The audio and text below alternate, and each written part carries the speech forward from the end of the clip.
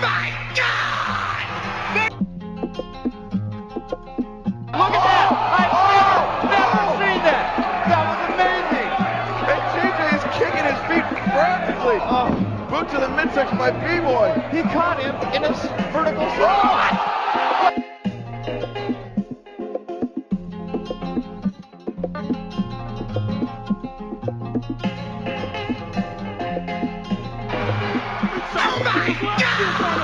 When I lost my career, you were watching and clapping. Look at that! I've never seen that!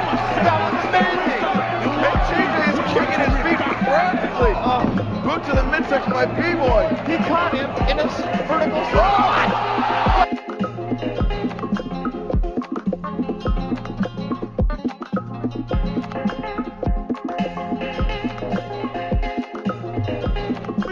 Because last year's final battle, when I lost my career, you were watching and clapping harder than anyone else. So this year, grow a step, stand ringside, and watch me win my career back. Podcast to chat about it. Very fun.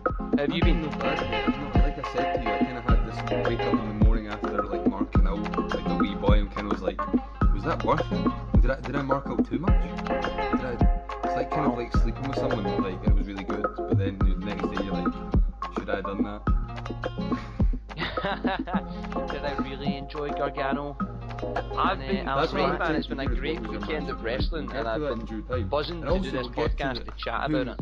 Very fun. Punished. Have you been? No bad, mate. Like I said to you, I kind of had this and wake up what in the the morning punishment after shall like be. marking out like a wee boy and kind of was like, was that worth it?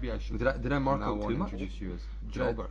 It's like kind of like sleeping with someone like and it was really good, but then the next day you're like, that is low, man. One defeat, mate. I mean, come on, give the guy a break, Joy Gargano. Let me get over. Start slow. And That's I'll what I'm back. saying here is what was your match. So you have to go down to build it back up. And also we'll get to the who. The classic like Daniel Bryan getting fired. Punishment was like did amazing things. And what the punishment shall be. And I'm kind of exactly, man. Exactly that. So NXT Takeover War Games.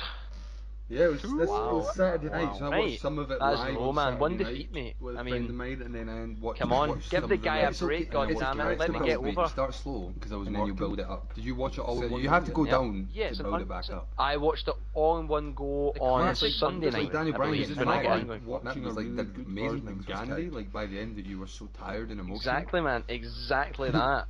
Yeah, I kept like NXT fading away during the War Games main event. Yeah, it was and I was just like, oh shit, night, so I watched some of it live on Saturday. And with a friend of mine, and then I did, mate, and it was fucking great. great. So I watched the rest last night because I was working. Yeah, literally. Did you watch it all in one go? Straight away. I was like, oh. As soon as Ricochet hit that 450, I just went on Sunday night, I believe, when I get in. So yeah, fucking it started. Like by the end, it did not start with the magical tag team of Cassius Ohno and Lars Sullivan. Yeah, I kept like fading away during the actual War Games main event. Matt Riddle and I was just like, oh shit, no, he came out with Matt Riddle and said it's meant to happen next week, like everyone's seen on the dirt sheet. So does the ending came out right now? It's gonna happen right now because there's 2 rings. So yeah, literally KO'd man straight away. I was like, oh bro. As soon as Ricochet hit that 450, I just went to sign. That's all, folks. Sign. So yeah, and then started. Ohno got in the ring. It did not start with the magical tag team of Cassius Ohno and Lars Sullivan facing Matt. No, mate, it's 1, 2, 3, and I believe the match comes in at 6 seconds. Yeah, they came out. Matt a very, very meant quick to happen win next for week, Riddle. Like everyone's seen on the It dirt was nice sheet, to see him in the card. I was excited when he came out. I didn't think he was going to have a match. I thought he was just going to promo and tease it so everyone watched NXT the next week. Fine, I'm going to whoop your ass. Yeah, but 2 things about this match. One, I loved kind of how strong Riddle looked. Looked great, and man, the guy's so over. So bro, 1, 2, 3, and I believe the match comes in at 6 seconds. Bro. Yeah, great. Very, very quick his attire. It was nice to see him in the card. I was excited that he came out. I didn't think he was going to have a match. I thought he was just going to promo and tease it so everyone watched NXT the next week. But yeah, Cassius Ohno can't really come back. 2 things with this match. Like the guy has lost constantly since he's debuted. Riddle looked great, and man, the guy's so over.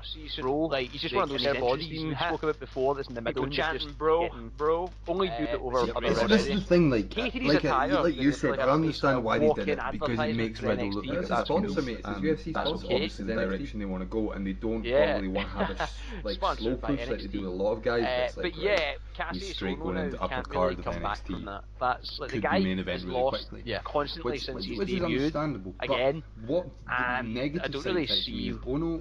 I Like, think he's just one of those bodies we've spoken about before. That's in the middle. I think he's the kind of gatekeeper only of do it NXT. over other This wrestlers. is the thing, like you said, I understand why they did it, because it makes Riddle look like a fucking therefore it beast, destroys and that. that's obviously the direction they want to go, and they don't probably want to have a bar slow push like they do with a lot of guys. Now he's just kind of like a kind of straight going into upper card of NXT. Could be main event really quickly. Which I think is understandable, but as what the negative side of that to me is Ono. I think Ono's okay taking losses because I think he's the kind of gatekeeper. Yeah, and if anything, that would have been a better way to introduce him to people who have no idea who he is. You know, to actually see what the guy can do. If you've not caught his first NXT match. The only thing I worry about, and I was going to ask you this, are you worried with the WWE and the UFC relationship that if anybody has an MMA background, do they suddenly become like one so over, like they try to push them so hard, but also just make them look strong and always win? Yeah, this is the thing that I think. Yeah, and if anything, that would have been a better way to introduce him to people who have no idea who he is, you know, to actually see what the guy can do. This is the thing that I think would have been more exciting. First NXT match. The only thing I worry about, and I was going to ask you this, are you worried with the WWE and the UFC relationship that if anybody has an MMA background, they suddenly become like one so over, like they try to push them so hard, but also just make them look strong and always win? Different skills to him, instead of just being like, Riddle, he is MMA, so therefore he's a beast. Same boat as like end of Ronda and Brock. Yeah, and this the big strong striker. Yeah, and one of the things that made Riddle so good in the indie circuit when he was doing submission style, start off with, even though he had these amazing skills, it was like he was an amateur, he was a fan of wrestling. Is like why I would have liked a bit of a better match, kind of maybe, which was really endearing for all the fans, or maybe like this guy is amazing, but he's got a long way to go. This guy has many, instead of being like this guy is amazing. End of, instead of just being like, he is MMA, so therefore he's won with that too much. End of. Yeah, the big strong striker. Because I remember TNA did an angle on it when like Lashley was there, and it was like a team of the guys in the UFC being better than the wrestlers, and that's kind of the way I don't. They're obviously not going to be as obvious as TNA with that, but it kind of worries me that regardless, it's amazing to look strong.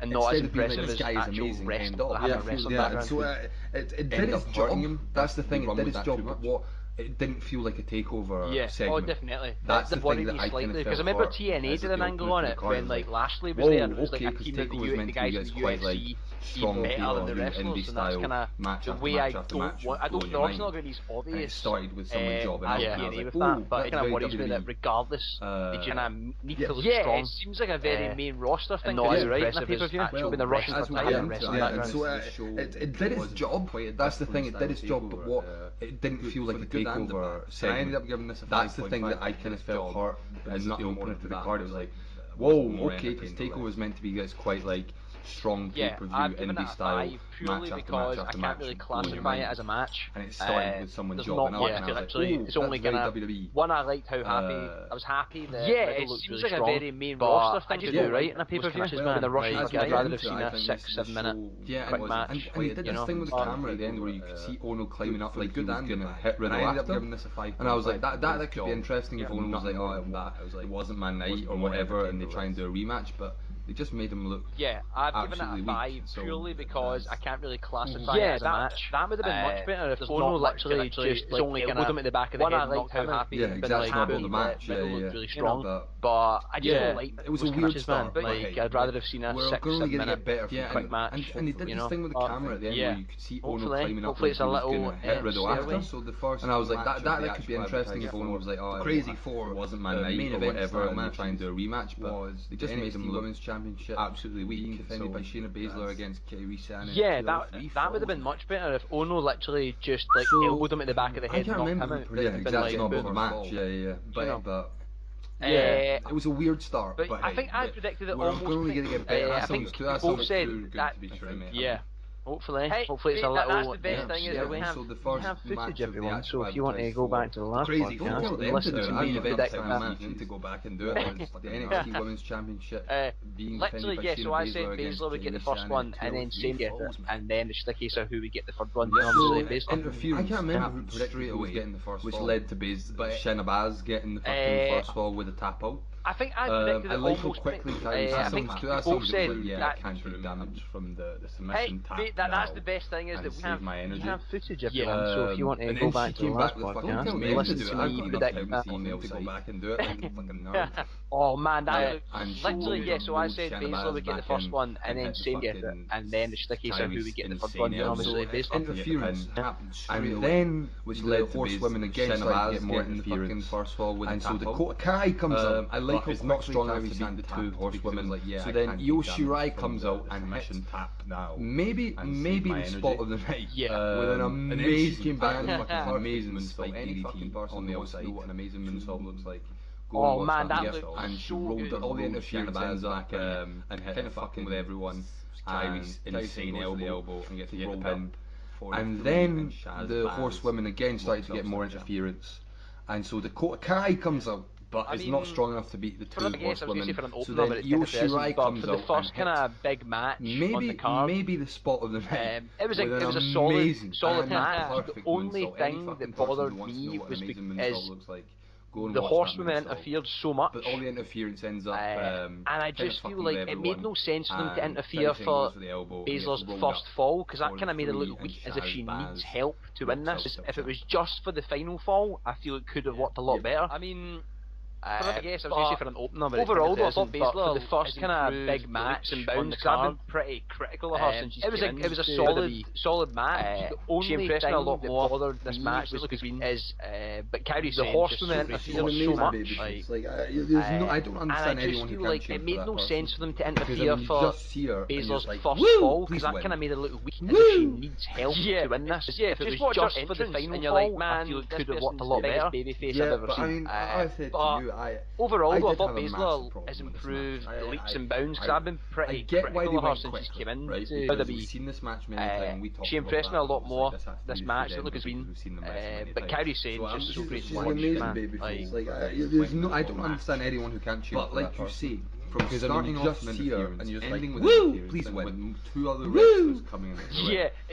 Just watch her entrance and you're like, man, this person's the biggest babyface I've ever seen. The attention was on everything going on in the outside. I did have a match. Like I say, the spot of the match was a quick moonsault by someone not in the match. I get why they went quickly, right? That really pissed me off match many times when we talked about that. After doing this whole women's wrestling, the fucking thing and all that, and we'll get into what they did with the main roster, which I think they did a lot better with.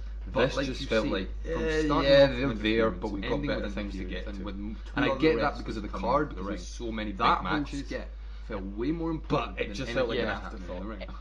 The attention was on everything. 100%. The focus was never on the actual two competitors, which is disappointing, because it did take me out the match. Because as soon as the interference happened the first time, I was kind of like, right, I know 100% Baszler's going to retain. We'll get into what they did with the main roster. I always kind of thought that they wanted to keep that hope. This just felt like, they're there, but we've got better things to get. But it just, again with the UFC, it just seems like, because Ronda's like so hot right now in the main roster, they're trying to push to get you to see these other four horsewomen's faces to get known to them. 100%. So they can rush them up never on the actual two competitors, which is disappointing, because it did take me out the match, because as soon as the interference happened the first time, I was kind of like, right, I know 100% Baszler's going to retain. Now, like, I always kind of thought that he wanted to keep that hope that Kyrie Sane could maybe clinch it. But yeah, it just, again with the UFC fight, it just seems like, because Ronda's like so hot right now in the main roster, they're trying to push to get you to see these other four horsewomen's faces to get known to them.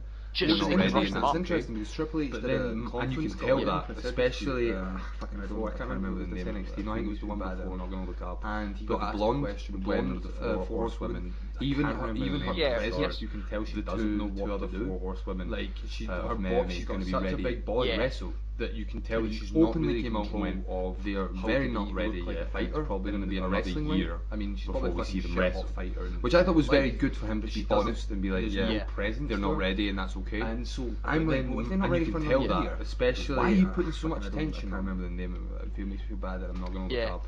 it makes no sense, and it just kind of annoys me. Yeah, because other superstars who have been ready have been wrestling for years, like Candice LeRae.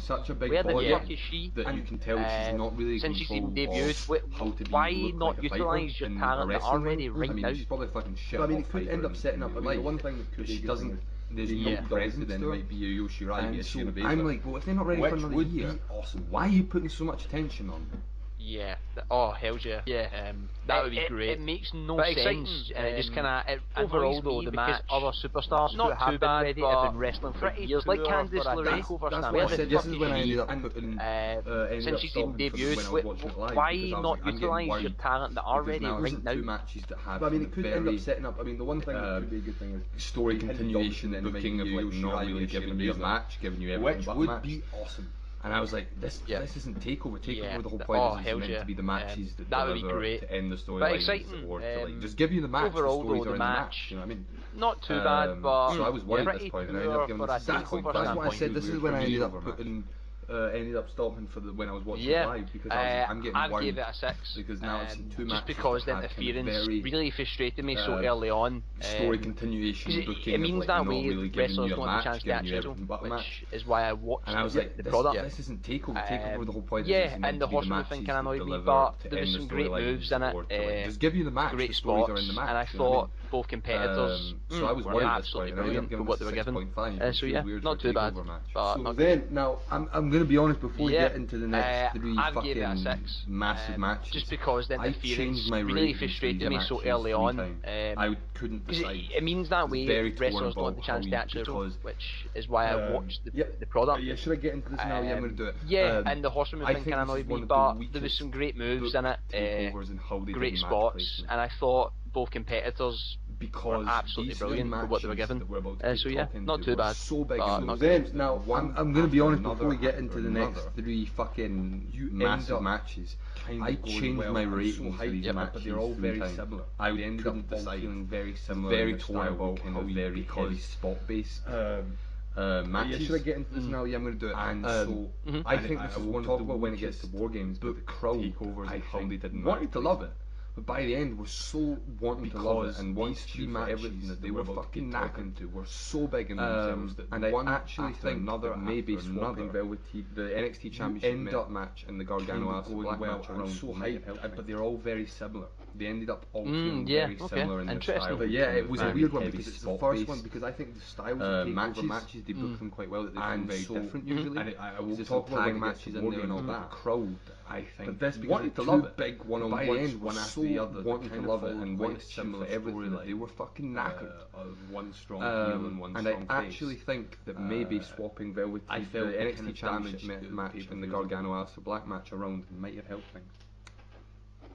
Thought when you say okay, it might have been a different it was a weird one because it's the first one. Reversed the NXT Championship match with Ronda Black. Usually, there's some tag matches in that there and does seem but this interesting the more I think about it. But I'm not going to let you try and change my mind, change our ratings. But let's get into this then. So Johnny Gargano versing the returning Aleister Black. Lot of build up, big massive promo package. Beforehand, when you say filling you in and the whole story, fucking marked out, you've got to be super excited match, the NXT Championship match with Ronda Black. We don't usually talk about, but within this pay-per-view we'll be talking about multiple entrances the more I think about it, but I'm not going to let you try and Johnny Gargano coming out dressed up as the Punisher. Let's get into this then. So Johnny Gargano, how he ties in versing the returning his wrestling character, what they're currently going through, really cool, and then obviously promo package beforehand, filling you in and the whole story. I would have marked out, got me super excited the match if I'd seen that. And then the entrances, which we don't usually talk about, but within this pay-per-view we'll be talking about multiple entrances. They have not touched his character from the end. Johnny Gargano coming out, and you can tell dressed up as the Punisher, fucking loved it. I love how he ties in comic characters with his wrestling character and what you're currently going through. really cool, and then obviously Aleister Black. Like I mean, you just go, wow, my God, there's a whole new dimension. I would have walked out immediately. This means serious business. One of the things that blows my mind about Aleister feeling Black's of the match, character the importance of the match, and it's still kind of, I can't. Yeah, wrap my you head around automatically it. look at They've it and not be like, touched oh, this his match has got character some from the serious indies. high status, man. And if you they're can coming tell out that looking like he's fucking so warriors, man. that's what it was. It was a fucking Yeah. so organic strikes, man. His wrestling style is, and like who he is as a human being. But just this adding layer of that. This is the thing. We're gonna try, like, we might try and run through some spots, guys. With all these this means three serious matches, business. They add so much to the kind of in them. feeling of the match, the like, importance of the match. Pick and choose what you want from it. Yeah, you automatically look at it and be like, oh, this match has got some serious high status, man. If they're coming out looking like fucking warriors, man. That's what it was. It was a fucking wanted to go through war every of single strikes, one, man. so yeah, Fucking- man. This match, for a few, there was a fucking beautiful suicide dive. This is the thing. We're gonna try, like, we might try and run through some spots, but spinning with head all scissors these three before matches, hitting like the the Gargano Gargano lock, spots that are in them, which I was like, that's Jesus interesting. Christ, Like, like, pick face, and he's and not done choose that in a what while, you but want, kind of in a very cheeky way. Yeah, we could literally talk about the spots Aleister Black for catching Gargano with a flying a knee. week at least. Oh, mate, that might be my favourite timing spot. of Yeah, that, man. timing of that. Highly Yeah, recommend for this match. a few, there was a fucking beautiful suicide dive in and that it corner sounded with so- key by Gargano. Yeah. Interestingly, fucking Gargano good. was spinning head scissors before hitting the Gargano lock, fucking good which I was like, that's interesting. That's kind of face, and he's not done cocky. that in a while. But it was kind of, and it did kind of he did almost did the let's do some MMA punching right at the beginning, which I fucking loved. He was like, yeah, I can go strike by strike with you, and he ended up being able to go strike by strike. Mate, that might be my favourite timing spot of that, whole but then timing of that pay-per-view, goes man. down to Gargano going for kind of hints at the pitch DIY black, super and it sounded so. and Yeah. Alistair decides to sit down. fuck me, man. Gargano He says, was "Give me your doing best some shot." Really, really fucking good. Yep. heel So work Gargano at the goes for it. Alistair Like, rolls it's out the kind way. of You think cocky. Alistair's gonna get something. They kind of did. He did almost did the let's do some MMA punching right at the beginning, which I fucking loved. He was like, yeah, I can go strike by strike with you, and he ended up being able to go strike by strike with Alistair Black. like a motherfucker. But then it fucking goes down to Gargano a little bit more. I think hints at the DIY super kick. And Alistair Black rolls up this Alistair time, decides hits a to sit flying down, knee, and he says, Gargano's "Give me your best stunned shot." out his nut, and you know what's coming And next. It's like, so Gargano Alistair goes Black for it. thing Alistair of- rolls out the he's way. so You calm think Alistair's gonna get time, something, but no, Gargano was and it's just expecting like, it. just Hits way a super super kick, and then he hits a a black black mass, knee like a champ. and by Gargano his falls flying onto knee, his chest. and he holds I him feel up, that was and it. he's again so calm. And Black he kicks knocks out him out and hits him Black knocked out like a mass motherfucker to get the 3. and then a little bit more. Unbelievable, man. And see, before the final black mass, Alistair Black rolls out he this literally time, says, hits a "I spinning repent of flying your knee. sins." And Gargano's fucking stunned wow, I out his watched that nut, again and I was and like, you know what what's the coming fuck? next. And then It's just like that Alistair literally Black thing maybe of, two of the most he's so impressive calm black masses the I've whole actually time. seen And it's just in like, he's just NXT waiting, yet. The second and he one, the hits a final black one, mass, literally and Gargano looks falls onto his like chest. he's I said dead. it to you, Gargano, man. you Again, can tell so that Gargano calm. was like, yeah, just And he give knocks it him to me. out and hits him. Like, he doesn't move his face, he He doesn't doesn't try and like save Fuck himself. me. He takes it full on in the fucking unbelievable, chin man. face. And you're see, like, wow, before the respect, final man, black respect. mass, he literally says, "I And repent the of thing your I loved sins." about this And match fucking is wow, I this watched was it again and I was pure like, storytelling what for the me fuck, as a wrestling fan. Interesting. Literally, maybe two of the most impressive black masses I've actually seen. Gargano, NXT throughout this yet, whole the match second and throughout throughout the the final final one, story arc, this literally looks looks character like I he's said dead. it to you, Gargano, which is you can tell that Gargano insane. was like, He yeah, still just give it to thinks me. he's Like, he the doesn't good move guy his in all face, he these doesn't bad try and, like, situations. Save himself, he takes it I full just on in thought the that fucking shined chin through face. beautifully, you're and like, wow, then you could respect, hear that man. he still thought he was the good guy when Aleister Oh, yeah, Black and the thing was I trying loved to pick about him up, this and he match held his is leg this and he was was pure apologising like a little storytelling for bitch me as a wrestling and fan. he's like, "I'm so sorry, I'm so sorry," And and then he was like, "No mate, fuck you." because See, it's Gargano interesting to throughout say this that, whole because I give match this and match throughout 9 the out whole of 10. story arc of this character, this heel character, contemplating he the thinks he's reasons the why I hero, didn't give it 10 which out of 10 is because I loved it. insane. He I loved still it. thinks he's But the I good think guy there in was a all moment these in bad the match situations. where actually the storyline did take a back seat I to just these thought guys that getting shined shit through with each other. beautifully, and There then was you could hear he moments still where thought it he was the became good movement, guy and there ain't when nothing wrong with Aleister that. Like, Black if you want to see was two trying guys to pick kick him up, shit with and he each other, held his leg and he was watch this match, apologising like a because little that is bitch. genuinely what you And he's like, "I'm so and sorry, there's some I'm great so sorry," storyline that you say, and but then I he was think like, there "No mate, fuck you." See, tiny moments It's where interesting it you say that because I gave this moves, match and 9 that's out of 10. absolutely fine. And I was That's why it just contemplating didn't the hit reasons that why I final, didn't like, give oh it my 10 God. out of 10 because I This loved is it. perfect. I loved it. Because I loved it. felt that moments there was But just I this think there there was a moment in the match where actually the storyline did take a back seat to these guys kicking the shell of each other. And like I said, because there was moments where it became on the card, because I knew there was 2 other matches coming. If you want to see 2 guys felt like, oh, yeah, that was great, but I'm going to have to because that is I'm saving myself for something else. And there's some great storyline that you say, but I think there was tiny moments where it felt like moves, and that's unbelievable match. Fine. I thoroughly enjoyed it. Like when I watched this match, this is perfect. I honestly was sitting trying to contemplate how the next 2 in the card could top it. Just because it's such a super pack, and like I said, short, small card, but my god, on the card, like you said, all main events basically. Kind of felt like, oh, yeah, that was great. It just blew my mind. I marked out so hard for this match. The only thing that it sparked in my mind is because I feel like both of these guys could have used a win. Obviously, Gargano can take a loss, but it just makes me wonder where they'll take it now. If he's going to come into a full trying to contemplate how the next 2 in the card could top the spot. Just because obviously usually wrestlers like Gargano when they get written as a little kind of events basically. We chicken shits, man. Like just they're not my mind. I marked out so hard for this match and all that. The only thing that it sparked in my mind is because I feel like both of these guys could have used a win. Obviously Gargano can take a loss, but it just makes me wonder where they'll take it now. If he's going to turn into a full kind of evil heel character. So I think that I think to see how they write it, because obviously usually wrestlers like Gargano when they get written as heels are a little kind of chicken shits, man. Like they're not badasses. Oh man, there'll be DIY size and all that, but it'll be interesting to see that from how it plays out. Whether or not with Ciampa having the belt or not, my prediction up there. Like I said, I don't know. Yeah. And like I said to you, I think there was a moment where they were both on the outside, and I was like, this could end in a DIY, because then it would set up that triple threat. So I think match they could then do with Black's injury, which I'd have been totally fine with. But as long as we don't get Gargano vs Ciampa again, he's going to align himself with Ciampa. They were great and leave it at that. Oh man, there'll be DIY reunion. I definitely think so. I think that's where Ciampa's got to stay heel now, whether or basically not for the rest of his life. The belt or not.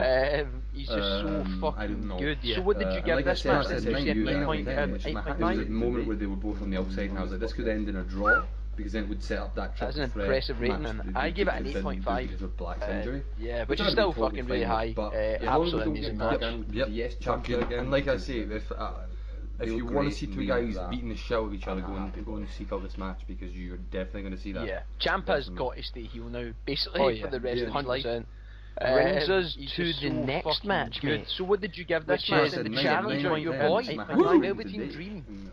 On this podcast. Yeah, I think he's definitely a boy. Versus an impressive rating. I give it an 8.5. Champion Tommaso Ciampa, which is still fucking really high. Psychopath, absolutely amazing match. Yep, fucking. And like I say, if you want to see 2 guys beating the shell of each other, started off, obviously, big Velveteen Dream, we always love his entrances, whether it be comes out with your face on his bloody tights, brings us to the next match, doing the Hulk Hogan thing. They came out as Hollywood challenger, your boy. What did you think? I didn't like it. Yeah, I think he's definitely a boy. Versus the NXT champion Tommaso Ciampa. So he came out with Hogan psychopath. Ricochet. All them crazy. And Ricochet was playing into the Rock character. You know it, man. And also Ricochet's favourite started wrestler. Started off, obviously, big Velveteen Dream. We always love his entrances, whether it be comes out with your face on his bloody tights. Doing Hollywood Hulk Hogan. Or recently he's doing the Hulk Hogan thing. He came out as Hollywood Hogan, mate. Mendebo. What did you think? I mean, it was nice to see. I'm not dissing the fact that he's got. I love Velveteen because of a very specific reason. So he came out as Hogan against Ricochet and getting into the character's head and all that, and Ricochet was playing into the Rock character. But I don't think Hogan was Ricochet's favourite wrestler. As the Rock. I don't know who. Unless Ciampa played into that storyline or something like that. I felt doing Hollywood Hulk Hogan and just doing Hulk Hogan in general again kind of made no sense. Yeah, okay, of course. Nice to see, I mean, it was nice to see. That's I'm not dissing the fact that he's got. I love Velveteen Dream's character. Hollywood Hulk Hogan doesn't mean anything, and also kind of felt like getting warming everyone up head and all that, and it worked in the match. Again. Like, do you know what I mean? I don't think Hogan was the right. I did think that when he came out at first. Maybe he put it in a little bit. Unless Ciampa done it, and obviously with the Saudi Arabia or something like that. But I mean, it's always fun, and it will actually get when it gets into the match. I think it played well into. Yeah, okay, of course. I'm not saying like, but as on the ratings of Velveteen Dream's entrances, Hollywood Hulk Hogan doesn't mean anything, and also it kind of felt like they're just warming everyone up to Hogan. Oh man, like, do you know I do think the opposite. I did think that watch it again. I suppose, but I watched the match twice in a little bit. That's twice they've done it, and obviously with Saudi Arabia. I really liked that actually, especially when the whole I mean, headband fell off. It's always fun, and actually, I can when it gets see into you the think match, that, I think it like, played it well does seem into always how like he was able to get they're into Ciampa's preparing head. people for Hogan to start becoming a more regular but thing, perhaps again on television. Every single time he's done it, his entrances is actually quite like he's done a character. It's been logical, my friend. And this one just felt like, especially against Ciampa, I do think the opposite.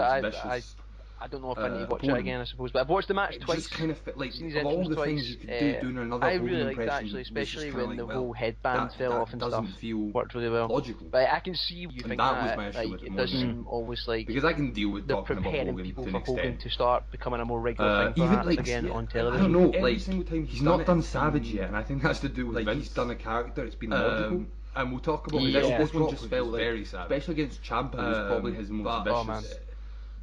Even that would have been more interesting. Just kind of like of all the things you could do, doing another Hogan impression, that was just kind of like, well, this was Velveteen Dream, doesn't feel logical. Do you know what I mean? And that was my issue. So all that kind of was like, I don't, because I can deal with talking about Hogan to an extent. Even like, I don't know, like, no, I do get that. He's not done Especially Savage yet. because I think that's to do with that was the only thing that I found strange. And we talk about it seems like a very heel thing to see somebody's kind of gimmick in a way. Oh man, the first time that I watched it, even that would have been more interesting. The Hollywood ugly baby that he loves, heel. And that was amazing. That big heel. And that was Velveteen Dream. The boy does not baby face party. Do you know what I mean? So all that kind of was like, I don't get it. One time it great match, man. This match for me anyway. A lot of psychology. No, I do get that, especially because as a babyface, that was the only thing just thought getting into the head of Ciampa, winding him up, because it does seem like a very heel thing to steal somebody's really well, playing the mind games on. This match has the most near falls and has been the most intense that I've seen in such a long time. I genuinely thought Velveteen was going to clinch it, like without a shadow of a doubt. Yeah, it does not. He hit that amazing fucking elbow. Great match, man. I was like, this is it. For me, anyway, a lot of psychology. And he managed, Ciampa managed to kick in ring psychology. I just thought, getting into the head of Ciampa, winding him up, playing into the crowd and all this worked really well, playing the mind games on. This match has the most near falls and has been the most intense that I've seen in such a long time. I genuinely thought Velveteen was going to clinch it. Like, without a shadow of a doubt, the way that he minute he hit that amazing fucking elbow, I was like, this is his whole body like is able to go from one ring post and he manages, Ciampa manages to kick out. This is where this is where playing into the crowd and all this thing. Everything. Where I looked at Ciampa, I was like, like literally, he did his whole fucking moveset in the match, and Ciampa kicks his head. And that's where I go, and we talked about in the predictions. Velveteen Dream as a character is over. The way that he moves out of Ciampa's moves at the beginning, and then when he does the fucking diving across body, and his whole body just like is able to go from one ring post to the other. When he does his diving cross body, you're like, oh my god. So I don't know where that places him. He gave everything. He has to Ciampa. So many. Like, literally, he did his whole fucking moveset to Ciampa. I really wish they did pull the trigger on it. To be honest, and I don't know what done story-wise afterwards, but way the crowd were reacting, and like you say, it was like an underdog story. It was like finally seeing Velveteen. I was like, oh my god, he's actually going to win the biggest match of his career and this he did to date. And like you say, the moves that he got in. And how Ciampa managed to kick out. Eaten so many defeats. It does make him look weak. I really wish, especially within the last 5 minutes of this match, to be honest, I don't know what they've done story-wise afterwards, but the way the crowd were reacting, and like you say, it was like an underdog story. It was like finally seeing Velveteen. I was like, oh my god, he's actually going to win the biggest match of his career. Just to call it a few shit-hot spots, and that elbow, like you say, the moves that he got in, elbow, holy shit. And how Ciampa managed to when they showed you the slow-mo, it does make it look that guy is like pitch fucking perfect, especially within the last 5 minutes of the match, and he lands it so well. On the obviously the fish, and then he does the fine elbow, kicks out. I was like, Ciampa lands kind of with his body out between the ropes. Velveteen climbs up to the turnbuckle, decides to try and do the elbow to the outside on the apron. Ciampa avoids him. Velveteen takes a nasty hit. and he's screaming, Absolutely. and then Ciampa quickly When they showed you the grab, slow-mo, and then DDTs wow, him that guy on the is little like metal bit between the two rings, drags him in for the 1, 2, 3. Everything he Man, lands that it DDT so well. sounded so And right. obviously the fish that the whole time because of the he does the flying Gargano thing elbow of that's kicks now out. the move that he Ciampa does to lands viciously put people away. with his It body was really out good to end it with between that. the I mean, it was ropes. crazy how Velveteen climbs it's up crazy to how the the Project turnbuckle, Champions decides to took a try and do the elbow to the outside on the apron. Ciampa avoids him. Velveteen takes a nasty hit. It's insane. And he's screaming, and then Ciampa quickly fucking grabs him. But it was great psychology to on the little metal bit between the two rings, drags him in for the 1, 2, 3. Man, that DDT sounded so right. Ciampa hitting that the whole time using that Gargano thing. That's now the move. Especially when no other match did it, you know. It was really good to end it with that. I mean, it was crazy how it's crazy how I know the they're Project obviously trying to Champions save it, I guess, for the epic because finale. That move, But it was nice to see it not be ignored. To be like, oh, there is another ring here, by the way. I've noticed. But it was great psychology. One spot that I loved to use that War Games was when Ciampa was pulling the mats off the ground, and then he goes to drag Velveteen for the DDT. Yeah, Velveteen pushes him over the announce desk, especially when no other match did it. And then, you know, Ciampa was quite surprising actually. How Mauro, I know they're obviously trying to save it, I guess, for the epic finale, the biggest threat Ciampa's had. It was nice to see, and then it not be. I don't know what he throws. It seems like I feel fucking. There is another ring here, by the way, and he's like, "I'm the fucking champ. Shut your mouth." One spot that I loved, distracted, Velveteen Dream does that when Ciampa was pulling the mats off. The pure when he puts them up on the shoulders and goes to drag Velveteen for the DDT. Death Valley Driver pushes him over the announce desk and gets up, and then Ciampa. Yeah, this match was amazing. There was a bit as well, kind of similar to the Black and win it, and this is the biggest Gargano match where they were just full on straight and then he just throws. I don't know what he throws. It seems like a full fucking script. He just lobs at his face. Also, I've got a little list. I'm the fucking champ. Some moves that Velveteen Dream distracted has done. Does that? What does he call that? Other wrestlers. So the pure when he puts them leg drop, the shoulders, the savage rope leap hangman, Death Valley Driver, Mike Ivan forearms, kip up, so fucking good. Ring post figure 4. Yeah, this match, not to forget, was amazing. Flair, the Nature Boys, there was a bit as well, kind of similar to the Black, and my God, that guy looks Gargano match. They were just full on striking each other in the face, back and forth. There was a line between him. Also, I've got a little list here of some moves that Velveteen Dream has done, referencing other wrestlers. So he's done the Hogan leg drop, the Savage rope leap hangman, the Mike Ivan forearm / kip up, the Brett ring post figure 4, and not to forget Ric Flair, the Nature Boys regular figure 4. Very much planned. My God, that guy loves wrestling. This links into what I was saying earlier about this match was like there was a line between him being a wrestler. Do you see what I mean? And a wrestling fan. I get you. Because maybe the babyface doesn't win. And him playing to the crowd and doing all these things, like it kind of reflects the character. Kind of felt like this wrestling fan, bigger wrestling fan than a proper wrestler. And I mean, and maybe that was and that's what I'm worried about. That's why you lost Velveteen Dream's character, because everything with Velveteen Dream's character has been very much it planned. It seems like I like those references, but in this match was like small. It just walked that line just too much. Do you see what I mean? Yeah, that list well played for right on that. Yeah, no, I get you. Because of maybe the babyface might have been too much. And him playing to the crowd and doing all these things. Like, yeah, it's kind of, I know what you mean, it's kind of like when you watch a film and you do too much fan service and keep putting things in, you're like, oh, the first 2 ones quite funny, but this is the 7th one I've seen and it's really fucking annoying now. That to the Ricochet match where you're sitting there going, is that? But yeah, it was. Yeah, it's fucking. Oh my God, he's wearing fucking Lucha Underground trunks. Small. Yeah, there's not that. It's not anymore. Or one of my favourites, obviously the last ones he wore, which was Call Me Up Vince on his bum. I feel the more we thought about it, it's kind of, I know what you mean, it's kind of like when you watch a film and you do too much fan service related to the NXT Championship things in, you're like, oh, the big match, it's actually funny out, this is the 7th one I've seen and it's really fucking annoying now. The old belt, you should have been dressed up as Seth Rollins then. I would have. First NXT fucking. Oh my God, he's wearing fucking Lucha Underground trunks. That would have been amazing, man. Yeah, there's not it's not anymore. Or one of my favourites, obviously the last ones he wore, which was Call Me Up Vince Pyro on his bum. Comes up with I feel the more we thought about it, I feel he maybe should have worn an attire that was basically all related to the NXT Championship. Because his nose very high, he actually came out in trunks that were covered and was wearing like the old belt, because I didn't actually think of it like that. The more I do think of it, I totally see where you're coming from. That would be. And it'll be interesting now to see what they do with Velveteen next, if he's going to continue to kind of pay homage to all these wrestlers, I guess. Comes up with steroids. He could have came out as Warrior. Yeah, Warrior would Just thought of that there. Yeah, I sprinted this match in the ring and started shaking the rope. Yeah, nose very high, and I thank you for those points, because I didn't actually ever think of it like that. And the more I do think of it, I totally see where you're coming from. That would have made sense though, because he's referenced. And it'll be interesting now to see what they do with Velveteen next, and obviously he's going to continue to kind of pay homage to. And it's weird. I think all it's these because wrestlers, I guess. Velveteen He could have come out as Warrior. This felt like his coming out party, and to me it was like this kind of scary thing of like, what happens if Vince got a hold of it, and it's like blow your load match. But I mean, I fucking loved it again. 8.5, so we're close. And close. Yeah, that. And it was. I think Ciampa can be severely applauded for being that. Who's the guy that is beat Hogan? When you don't talk about a wrestler, that's usually a good thing. And that's not. It's weird. I think it's because I hold Velveteen Dream's character so to heart. Yes, exactly. Felt like his coming out party, and to me it was like this kind of scary thing of like, what happens if Vince got a hold of it, and it's like blow your load in one match. Amazing.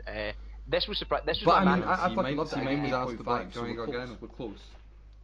Yeah, this was my match of the night purely because it was the only one that I kind of knew. I had no idea who was going to win. Wrestler, that's usually a good thing. I genuinely, when there was so many near falls, I was like, oh my, when Ciampa kept hitting near falls, I was like, oh my god, Velveteen's got to win this match. He's got to do it then. But nothing to do with the enemy stuff, which is great. Or any of Ciampa's big moves. I was like, this is the moment, man. He's going to fucking do it. This was my match. So that was the one that hit me on the edge the most.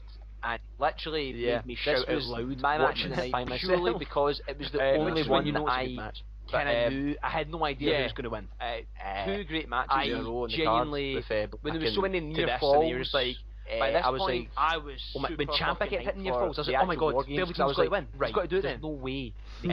Or when he kicked out of and then that alarm Ciampa's big moves, I was like, this is the moment, man. He's going to fucking. And I was like, so that was, it was the one that kept me on the edge the most. You fucking literally, my god, shout out loud. You done a miraculous job bringing War Games back. Which is when you know it's good. And there was this weird thing that about this match where two great matches. We'll get into the actual things, but I was like, oh man, to this, and he was like, by this point, I was super fucking hyped for the actual War Games. I was like, yeah, no, totally, man. Especially I thought that when like War Raiders entrance, and then that I was like, man, this yeah, like Dusty Rhodes, and I was like, floats in the ring, like a big fight.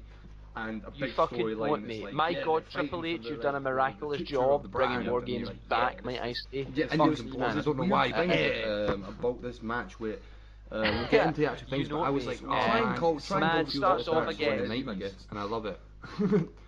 I'll hold this. Yeah, so many spots, man. No, totally, man. Especially, I thought that when like War Raiders cool seeing Undisputed come out, man, probably like yeah, my boy Bobby Fish back, and my god, Roderick Strong, big storyline. Time as they said Undisputed Era, he was the most thing. I was like, Bryan marking out, to himself. This feels important. I don't know why, but yeah. Their entrance, man, like. When they come out, and you know, obviously Kyle O'Reilly's man starts playing the guitar. Roderick Strong just looks so fucking happy. I think because he knows that's what I think in this match.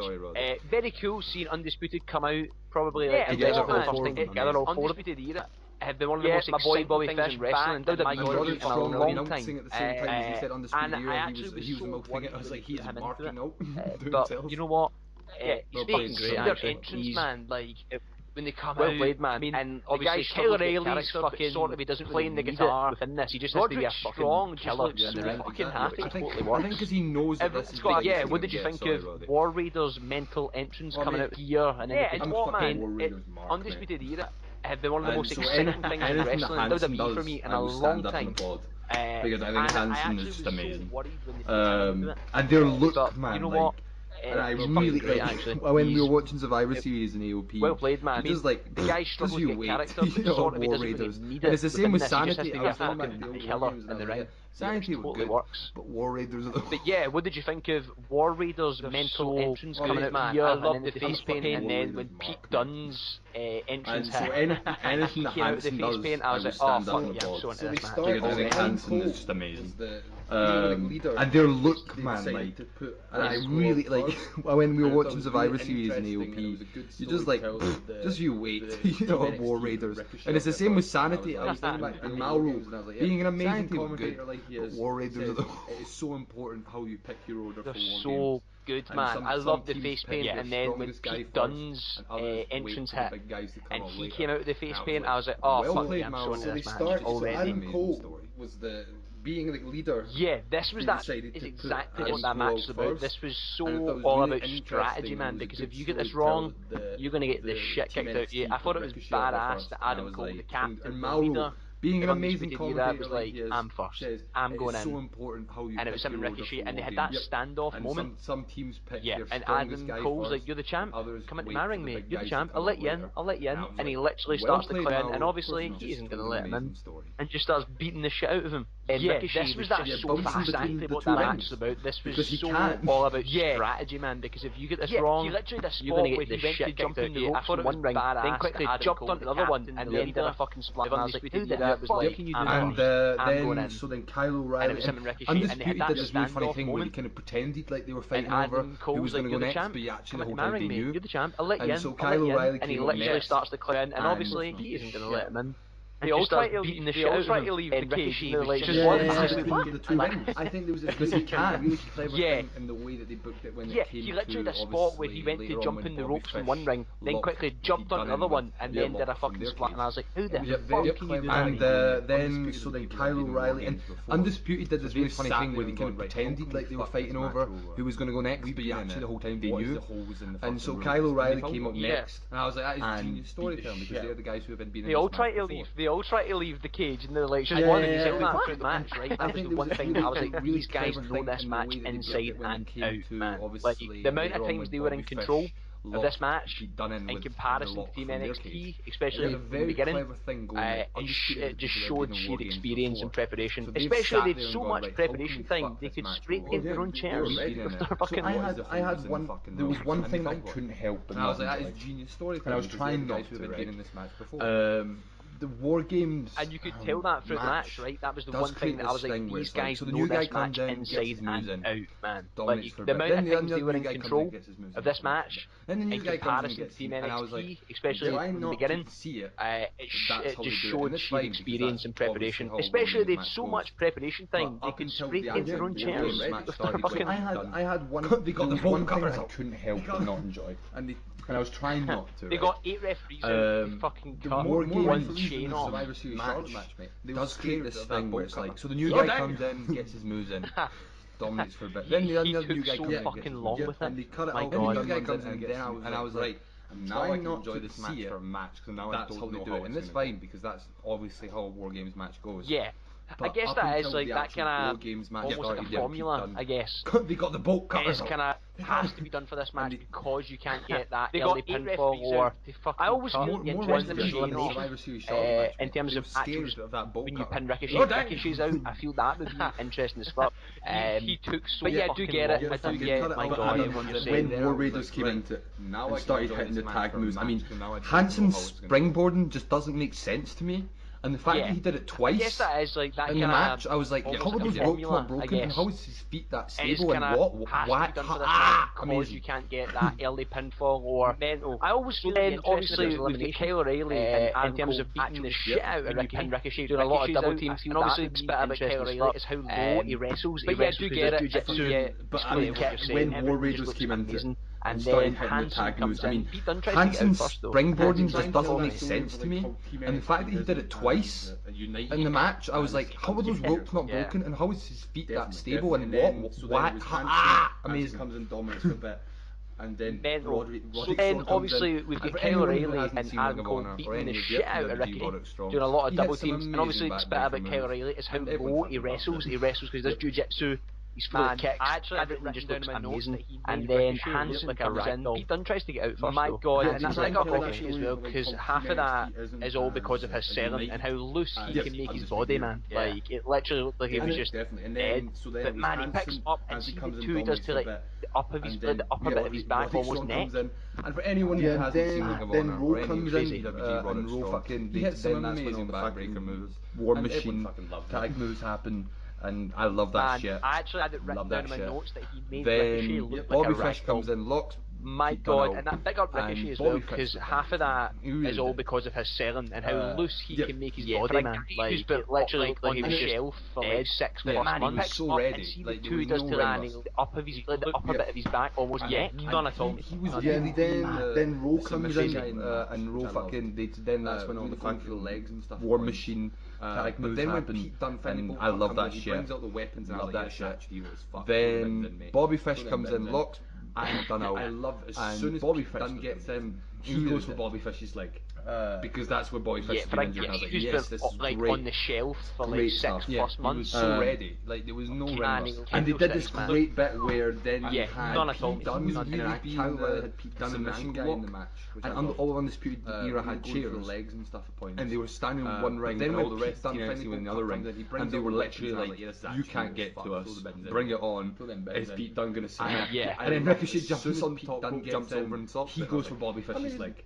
Because that's where Bobby Fish has been injured. I was like, yes, there was an amazing spot where Pete Dunne came in. I loved how they were trying to stop him from entering the cage. And they did this great bit where and he just kendo sticks Bobby Fish's fingers.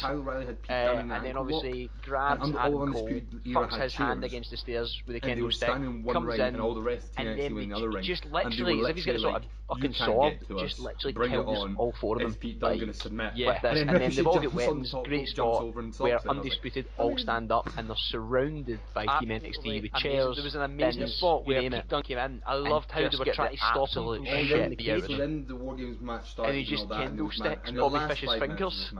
And then obviously grabs Adam Cole, fucks his hand against the stairs with a kendo stick, comes in, and then they just literally, as if he's got a sort of fucking sword, just literally kills all 4 of them with this. And then they've all got weapons. Great spot where Undisputed all stand up and they're surrounded by Team NXT with chairs, bins, and then Ricochet just get the absolute shit beat out of them. So then the War Games match started and all that, and it was mad. In the last 5 minutes of the replay, like that's the thing. They all know I didn't enjoy this match as much as I thought I was. And apparently, I was those last 5 minutes of this match, nobody doubted how good they were. Fucking Hansen doing a massive big splash on the table on Kyle O'Reilly. I bet Triple H was like the massive tower doing. Oh my God. And so he does a double moonsault. And then Ricochet standing there on the steel cage, and everyone knows something's coming. The fans are going mental before they've even done the replay. That they all know is absolutely insane. And if anyone wants to criticise that double moonsault, you give it a little go on top of the cage, because my God, that cage is so fucking high. Because he hates doing it. I'm not criticising him, but there was a bit of my feeling he overshot it a tiny bit. And you could tell that he was so strong, and he landed on his legs. And I was just like, please tell me your legs are okay, mate. Fuck me, man. Because that amount of speed that he must get from doing the double flip and from the height. That is absolutely insane. And if anyone wants to criticise that double moonsault, you give it a little go on top of the cage. Also great, then eventually, in the last 5 minutes, that's what you say, chaos fucking hits, it is a proper war. Pete Dunne goes for the bitter end, and Adam Cole reverses it in an amazing DDT, which I was like, that's fucking awesome. Yeah, call out to last year, that's exactly how they won it last year. Because that amount of speed Adam Cole he must get from doing the double flip and from the height. And, oh God, I don't want to imagine what his legs feel like the next day. Yeah, he does, mate. Pete Dunne kicks out, also great, and then eventually takes in the last 5 minutes, that's what you say, chaos for it again, it is silly man, proper reversed into a bitter end, Pete Dunne goes to the bitter end, all of a sudden you just see Ricochet in amazing DDT, which I was like, that's fucking awesome. Yeah, call out to last year, that's exactly how they won it last year. Team NXT win, however, cameraman, what the fuck did to miss Ricochet do that for me? That was the one thing that annoyed me. Fucking the final shot, it does, I thought it was interesting, the final shot is Pete Dunne and Ricochet standing on top of the cage with the belts. Goes for it again, silly man, reversed into a bitter end, and then all of a sudden you just see Ricochet that was the only absolutely amazing match. Like, the last 10 minutes in general, just Team NXT win. However, cameraman, but what did he spoke about doing to miss Ricochet do that 450? War Raiders should have got the pin. That was the only thing that annoyed me. Like, you know, both champs getting the pin, one and Cole.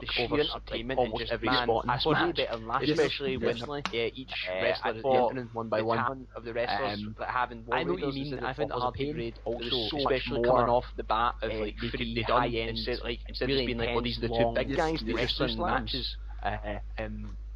I just thought it was fucking great. Totally different. If you told me last year that Ricochet, I'd give it an 8.5 in a War Games match, purely because taking your hand off for it, for the ring work, and it did not disappoint entertainment, and just man, but I'm just really excited, but also worried to see what happens next of the wrestlers with the story of what's going to happen between War Raiders more done, Ricochet and Undisputed. They done instead of just being maybe big guys. They just do slams. By the thing of everyone looking good is that. And this I just thought it was fucking great. I mean, if you told me last year that a Ricochet so much about match in a War Games match, I'd have taken your hand off for it. Like, it did not disappoint. It's like just, but I'm just really excited, but also worried to see what happens next with the story of what's going to happen between War Raiders, Done, Ricochet, and Undisputed. Even that's though the only thing that I'm curious about. Maybe the thing that felt that with the end by the thing of everyone looking good is that, and this kind of is the story for the whole card. Takeover is now because there's like so much match delivery. Yeah, it kind of is a proof of obviously that we're in this kind of work rate era of matches where it's 5 stars by match, all that stuff contributes now to I guess how kind of matches work. It's not about, it used to always be story first, wrestling second, now it's the opposite, even though especially with Triple H has got a, you know, and I felt that he runs this, whereas when you look at the main product, Vince is very much still tries to push storylines. The story moments instead of 100%, it kind of, it kind of is a proof and you get of obviously that we're in this kind of work rate era. You won't be like, oh, my 5 stars by Meltzer, all that stuff contributes now to I guess how kind of, but matches work. It's not about, really see it as always be story first, the story and stuff, because second, now it's the opposite. It kind of isn't, especially that all out war and just, you know, these guys, he runs this, whereas when you look at the main product, I think Vince is very much how NXT still tries to push storylines. That's what instead of the wrestling spots. They're not allowed to be. And you get one good spot for a match. That's the place will talk about. You won't be like, oh, my favourite was this spot or that spot. There's only a select few. But it's going to be the place where you're going to have some screwy finishes with. You can't really see it as a match like that, like with the story and stuff, because it kind of isn't. It is just an all-out war. Maybe that's why a lot of these guys tend to struggle on not getting written on each other when they move up, because they're like, well, you can tell nobody really knows your character, mate. You're just a really good wrestler, so we're just going to throw you in a match here, and we're not going to give you any time in the mic, like Andrade. That's the place. You know, so that could also time that kind of makes more sense. Yeah, it's very much like Andrade, because Andrade was that guy. Even if like you weren't very like into the build for the championship match, you knew when the match would happen, and he would deliver. And maybe that's why a lot of them tend to struggle or not get written or booked well when they move up. Like he's got Selena Vega, which is one of the best things ever to be like, nobody really knows your character, mate. You're just a really good wrestler, so we're just going to throw you in a match here, and we're not going to give you any time in the mic, like Andrade. You know, so that could also time that kind of makes more sense. Yeah, it's very much like Andrade, because Andrade was that guy that even if should be doing the same thing Rush is doing, not to the same extent, but like really try to get this guy over the top for him, and be like, this is like, you know, what do we do with Drake Maverick, I guess? Yeah, I mean, it's just working, but like he's got Selena Vega, which is one of the best things ever to be like, this guy can only win when he has to impress, and I thoroughly enjoyed this pay-per-view. It also didn't feel long to me, and because I watched it right now with Leo Rush and Lashley, in a sense that hurry up or I need to skip this. Vega should be doing the same thing Rush is doing, not to the same extent, but like perfect. Really try to get this guy over and talk for him. Made it like such a great watch and such pay-per-view. And what do we do with Drake Maverick, I guess? Regardless of stories and stuff, Takeover never disappoints in ring. The lack of you know, these guys literally just get told to go out there and do the thoroughly enjoyed this pay-per-view. It also didn't feel long to me. I didn't ever, because I watched it in one sitting. It did not feel like I'm like, oh man, let's better hurry up or I need to skip this. It just seemed like every tempo of the match was perfect, almost, which made it such a great watch and such pay-per-view. And I mean, regardless of stories and stuff, Takeover never disappoints in ring. Yes. No. You know, these guys literally just get told to go out there and do the match. Anything the fuck you want, I guess. I think my peak was that, like I said, the NXT Takeover WrestleMania. The two singles matches felt too similar, because compared to that NXT, my favourite one there, the two single matches, Aleister Black vs. Was it that you won the belt? Velveteen and Ricochet, I think. Yes. No. It was the North American ladder match. No, McIntyre won. I think they did not got to that. No, McIntyre lost to Amos. I think, like I said, it was the two single matches felt similar, because compared to that NXT, my favourite one there. Because the two single matches, Aleister Black vs. sport match, and who was it that you won? Ciampa Gargano was very much a rivalry match. These ones, they were blurring the lines with each one, so I kind of felt like they, like I said earlier, they mixed together. McIntyre won War Games was such a spectacle, and you can't go wrong with that. And like, if you were just to watch that match alone, like you said, you can be disappointed with it. I gave it 8, and the Almas Black match felt very, very different to the girls. Still high, still very high. That's the thing, it's NXT. Usually, apart from like that weirdly the women's match, you ain't gonna get lower than a 7. Very much a rivalry match. These ones, they were blurring the lines with each one, so I can felt like and that's the great thing. But before we move on to obviously some of these, I will hit out with what was your favourite spot of the night, if you were just to watch that match alone, like you said, you was wearing the best spandex. I gave it 8 out of 10. Spot of the night. So many. Still high, still very high. That's the thing, NXT, usually apart from like that weirdly the women's match, you ain't get lower than a 7 usually. Johnny Gargano's suicide dive. Yeah, that was exactly. I've that, seen and that's people the do great that thing. before. But before we move on to obviously some of these, I will hit out with what was your favourite spot of the night and who was wearing the best spandex. Coming close second, obviously, was Rise Spot, like I said. Spot of the night, fucking beautiful. So many. And best spandex. So many. Yeah. Interesting. Yeah, Aleister Black's knee. Yeah. Johnny Gargano's suicide dive. Johnny Gargano. So many to choose from, man. I've seen people do that move before, also and my it's pick. usually my spot of the night. There. Oh man, it is hard. It's got to be that Dream elbow, man. Savage. It was insane, and the way Ciampa reacted to his body and like he started twitching and shit. I was like, this is great. Yeah, that's definitely my spot of the night. Interesting. But who was your MVP? Yeah. Of the night? Johnny Gargano. So many to choose from, man. Oh man, that's hard. Yes, that is also my pick. My spot of the night. We're just giving you some ideas for questions that you guys could be asking, man. It was insane. Savage. It was insane, and the way got to go with Hansen or Gargano. The way Ciampa I'm going to say Gargano and like he started twitching and shit. I was like, this is great. Yeah, that's definitely my spot of the night. Final question. Yeah, he. For the minute you enter that cage, he was top of the night. So now we move on to the next man, that's hard. WWE's weekend. Damn it. Will it? And that's you some ideas for questions that you guys could be asking, by the way. Watch them say, like we said, the two separate things. Yeah, of course. I've got to go with Hansen or Gargano. And so I'm going to say Gargano. I'm going to say Gargano impressed me the most. I have to go with Hansen. Survivor Series 2008. Yeah, he. Big for the minute you end and that's that one cage, of the things I will say is that this so now we move on to the next show from WWE's weekend. Yeah, they gave it a massive amount of and that's the thing, don't compare these shows. Yeah, watch them as two, it's like nice we said, to two see separate it things. kind of feel important at some points, but then we'll get into it and how quickly that changed. And so we're going to try and keep it as separate as possible. I mean, it's not my favourite Survivor Series at all. Survivor Series 2018. Not one of my favourite pay-per-views of the year either. Big Four. And that's one of the things I will say is that this interesting, really interesting. I really watching this.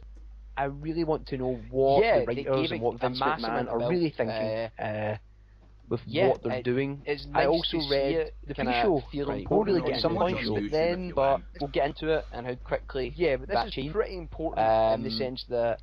Meltzer, I mean, it's not my favourite Survivor Series at all. Just there on his podcast, not one of my favourite pay-per-views of the year either. He mentioned that the SmackDown point was meant to really be interesting. I really and there was a technical error. I really want to know between what the writers and what Vince McMahon are really thinking. By the time this happened, they just decided what they're doing. The point. I also read the pre-show. Right, we'll really get into the hell of that not count, but tag team division. Yeah, but this is pretty important in the sense that which is interesting. So yeah, the actual end was talking recently just there on the rival, the last men standing for Raw. So he mentioned that the SmackDown point was meant to be a point. To see the revival pick up. There was a technical error or communication between people. I think I said this to you when we were talking about by the time this happened, they just decided to wipe the point because Xavier Woods actually tweeted it would have been saying how the hell did that not count? The tag team division not important. The New Day. Which is interesting. So yeah, the actual ended up the revival then. So the revival, the last men standing for Raw. So if they, you know, it's just it'd been nice to see the revival pick up a win, I guess. But I think, and I said this to you when we were talking about it off air when we were interesting. I think pinned by Roode and Gable. The best, it would have been so surprising if Rod won this, because you look at they've got Usos, the New Day, and Sanity all in the same whatever.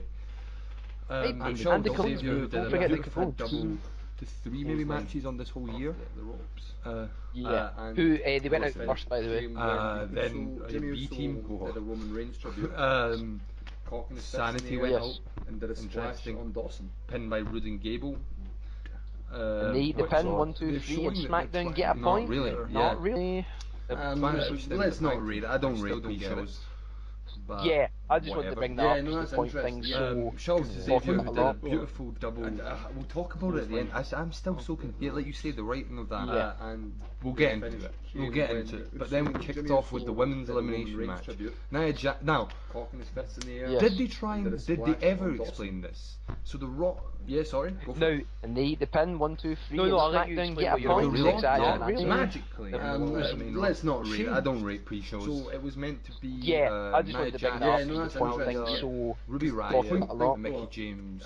We'll talk about it at the end. I'm still so confused. Like you said, the writing of that little magic wand. We'll get into it. We'll get into it. But then we kicked off with the women's elimination match. Now, did they try and did they ever explain this? No. So I did bring this up to you. What the fuck has happened here? No, I'll let you explain what you're about. However, apparently magically in the world of main roster, who's going to watch the full fucking pre-show? Nia Jax, Natalya and Ruby Riott were fighting stage because I don't know if you've seen the match where apparently Natalya was wearing her dad's famous sunglasses, late Neidhart, and Ruby Riott deliberately broke them in front of her.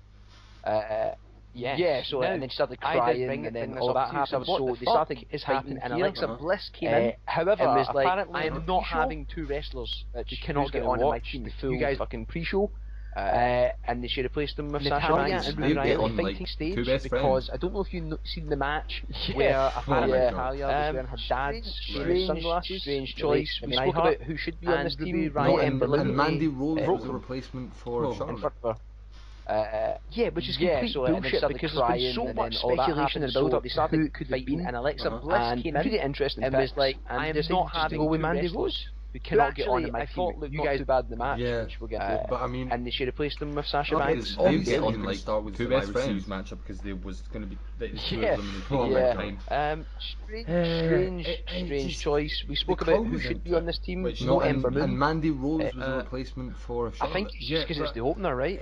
Yeah, which is complete bullshit because there's been so much speculation and build up to who it could have been, and really interesting picks, and they decided just to go with Mandy Rose, who actually I thought looked not too bad in the match. When you week in, week out on your weekly show, obviously constantly do three women, it's not a massive grand thing to go now. It's 5v5, everyone. The crowd was into it. This match, it seemed lazy to me. I think because there's so many roll-ups. The fact that Team Captain Naomi get put out straight away and then Carmella get the roll-up, like a house show big tag match. I don't know what they were trying to do, and the match was long. When you weekend fucking long, it felt rushed. The show fucking dragged constantly. And I ended up because I didn't watch women. It's not a massive grand thing to go down. It's 5v5, everyone. Did Asuka stand out? And you can remember, this match it seemed lazy to me because there was so many roll-ups. The fact that Team Captain Naomi get put out straight away and then Carmella and Sasha Banks off because she wants to be the lone survivor of the match. I don't know what they were trying to do, and the match was long, man. The match was fucking long. It felt rushed, but man, fucking dragged. And I ended up because I didn't watch it. Oh my god, I didn't watch it straight away this match because it's massive. But I ended up watching it, and I'd asked you before, did Asuka stand out? And you can remember, book a big guy like a big guy, and just to give Nia Jax the rub on her. And there is no character in it. Yes. That's the thing. Just like, for that stupid you're still just pushing Sasha Banks off because she wants to be the lone survivor of the match. And this is the thing, strong. And that's it. I know I can't get behind you. And when they both, like Nia Jax and Braun came up and everyone was like, oh my god, and it's a shame because we've spoken highly of Jax and how exciting she could have been like a year ago. And what it's me, and we spoke about this when we were watching Survivor Series together, is that the fact that she broke or fractured Becky Lynch's nose, they're trying to deliberately use it as heat, and my God she get booed, right? Fuck me, like every time she stepped in the ring or did anything, people were booing, and rightly so. Yeah, can he get behind it? And catch up on the mistake of giving her a shit title run. No, and it's a shame because we've spoken highly of Jax and how exciting she could have been like a year ago. So stop doing these stop and start pushes. What it's me, and we spoke about this when we were watching Survivor Series together, is that the fact that she broke the fracture Becky Lynch's nose. Just you wait till the men's, man. They're trying to deliberately use it as and my God, she get booed, right? I cannot wait to discuss that with you. Every time she stepped in the ring, did this match, and obviously, sorry, and rightly so. Sasha Banks is going up top. Catch up on the mistake of giving her a shit title run. Nia Jax pushes her over. Asuka then gets the Asuka lock, she taps out, and then Nia just comes in, Simone drops her, 1, 2, 3. And then she starts doing that stupid thing when she's blowing on her fist, man. I told you, man, this guy is full of it. And it's just like, they're saying #Icebreaker, that's the new gimmick. And I was like, see when you have to use a literal bot, I cannot wait to discuss that with you. To get you, but yeah, it really, this match, and obviously, sorry, Jesus, Sasha Banks, it reminded me of the Rollins and John Cena. Asuka then gets the Asuka lock, she taps out, obviously I thought that was done, just comes in, Simone drops her, 1, 2, 3, yeah, and then she starts doing that stupid thing when she's blowing on her fist. The women team won, and it's just like, they're saying #, no surprises, I guess, that's the new gimmick. I don't really know, it's just strange because a literal botch. Yeah, we'll get into it, but as a heel, I just thought doing something wrong. SmackDown victory, but then again, it reminded me of kind of the Rollins and John Cena, man. That was a team of weak with Carmella and stuff in your team. Obviously, I thought that was done who's great, better. Not been in TV a lot, or not been doing anything. Yeah, it just kind of seemed like a. I was surprised that there's a weird thing they did with storylines, both this one and the men's one. No surprises, that I guess. And it's weird that they I don't really know. It's just strange because therefore there's some that just don't make sense. We'll get into it. So the team changed last minute. I just thought it would be good to see a SmackDown victory, but then again, with Charlotte not being in the team, kind of. But no, it's fine. And it's like in the Raw men's, the team is a team of weak when Carmella and stuff in your team, but they still won. Naomi, who's great. So what is the point of making them or not been doing anything? It just kind of seemed like a. This is all we've got, we'll just put them together. There's a weird thing they did with storylines in both this one and the men's one, where it's like I gave this it's weird that they do so many storylines, man. Therefore, there's some that just don't make sense. And that was me being generous because literally watching this match, I didn't care. That was literally the main thing for me. Is that I watched it, and anytime someone was eliminated, my eyebrows didn't even raise slightly. I was like, this match, it's so boring. Especially when Carmella decided to take a dance break and started doing those stupid dances for Fortnite. I was like, man, I gave this match away. I'm so done. I gave it 6. And that was me being generous because literally watching this match, I didn't care. That was literally the main thing for me. Is that I watched it, and anytime someone was eliminated, my eyebrows didn't even raise slightly. I was like, this match is so boring. Especially when Carmella decided to take a dance break and started doing those stupid dances for Fortnite. I was like, man, fuck this match. Then we had the mid-card champion. I gave it 6. Seth Rollins, the Intercontinental Champion for Raw. You said that Shinsuke Nakamura. Because Asuka did get SmackDown Champion for the United States. Tap someone. I want to hear something depressing, by the way, which made me happy because I don't think we've seen Asuka win something. NXT to main. Oh God! And you can just in a year. So yeah, that was that, and it doesn't spend any more time on it because, like you said, it's kind of like watching paint dry. But hey. Then we had the mid-card champion. For this match. First time ever, mate. Seth Rollins, the Intercontinental Champion for Raw, and Nakamura in a ring together. And that's exciting. On paper, that's if you want to hear something depressing, by the way, go and listen to our 3.5 episode where we so they gave it good 20 minutes. Well, more not 20 minutes. I think about 17 minutes. And you can just hear from our voices how sad it is to talk about. Like we were saying, it felt like WWE. And it doesn't change. Oh man, it doesn't change for me. Kind of capture that New Japan magic. No, and I was so excited for this match. First time ever, mate. First time ever we get to see Seth Rollins and Nakamura in a ring together. And that's exciting. On paper, that's fucking exciting. Nakamura did wrap up with some moves. This match never goes. So they gave it good 20 minutes. Well, more not 20 minutes. I think about 17 minutes. On the apron. And like we were saying, it felt like my biggest issue was that it felt like a Rollins match. That New Japan magic. Nakamura was just there in the slow build of moves. Yeah. Oh, 100%. When Rollins does the suicide dive spots constantly, it's a Rollins. Yeah, I enjoyed. There was no, because they started off kind of like teasing the fact that they know each other and like this is going to be this big match. But then when they started, the pacing started kicking in, there was none of that. Like Rollins just kind of went. My big issue with it, and he had the massive suplex, like a Rollins match, superplex into the Falcon Arrow. Nakamura was just there. And then, like, there was nothing really massive. Oh, 100%. When Rollins does the suicide dive spots constantly, it's a Rollins. And fucking, there was no, because they started off kind of like teasing the fact that they know each other and like Kinshasa to the back of the head, big match. And Rollins then when they started, the pacing started kicking in. That was the moment for me where I was completely done with this match. If you're not going to have him win with the back of the head Kinshasa, don't let him do it. You don't have to do it then. And then it's just nothing really of massive note. This match, man, it was so slow, and I said to you, we were watching it, I literally thought I was watching the stream was broken, because twice in this match, Seth Rollins does like suicide dives, and Rollins kicked out, and it just kind of felt like it was always outside the ring. Moment for it was like a couple of moves where I was completely back outside with this match. If you're not going to have him win, it made me really sad. Because we know what these guys are capable of. I don't know what they're telling them to do. It just Nakamura needed that. This match, man, it was so slow, and I said to you, we were watching it. I literally thought I was watching the stream was broken because twice in this match, they were waiting for some Seth Rollins does like 3 suicide dives. There was no heel to face dynamic either, and it just kind of felt like it was always outside the ring. It was like a couple of moves outside, a couple of moves back outside. BS trying to be big heel Nakamura. It made me really sad. And there was none of it. Because we know what these guys are capable of. I don't know what they're telling them to do, but Nakamura needed that win. And in this match, Rollins did not need that victory whatsoever. You could tell the crowd was waiting. No, there was literally just, I'm going to copy your gimmick by saying, come on. And you could tell that they were waiting for some kind of... I don't have a lot to say this match. It's so forgettable, and it's such a shame that it was wasted, especially one of the big four, to not have this perform. I hate to say this. And there was none of it to see Nakamura lose the bet going at it. And Vince is I want just some change because he says that there's no character. And in this match, there was no character.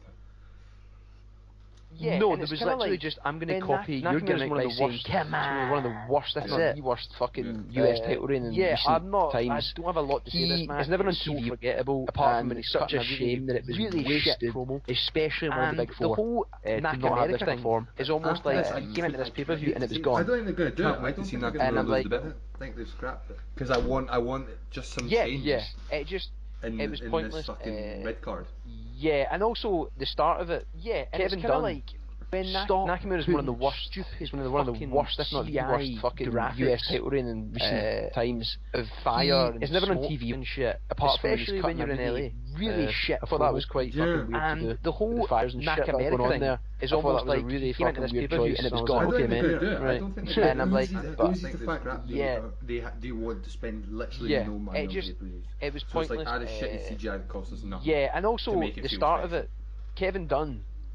Stop putting so fucking dumb. Even like football matches, graphics, they have better graphics of fire like when they're doing the team lineups and analysis. Especially when you're in LA. It looked ridiculous. I thought that was quite weird to do. Nothing much fire with this match going on there. I gave it a 4. That was a really fucking weird choice. And I was like, okay, man, there's not much I can take from it. But I'm pretty negative towards this, sadly. How much did you give it? So it's like 4. That costs us nothing. I gave it 6.5. I didn't hate it. I just thought it wasn't great. It's so fucking dumb. Even like football matches, paced alright. They have better graphics than that. Like when they're doing the team lineups and analysis, it looked ridiculous. Like I say, if Rollins, it feels nothing much more to say about this match. I gave it a 4 because I was so disappointed. And I hate seeing there's not much I can take from it. Yeah, I'm pretty negative towards this, sadly. Moving on. Wait. Yeah, moving on. Wow, 4. Spoil you with I gave it 6.5. I didn't hate it. I just thought it was so he cuts in the back and Braun Strowman showing his paced alright.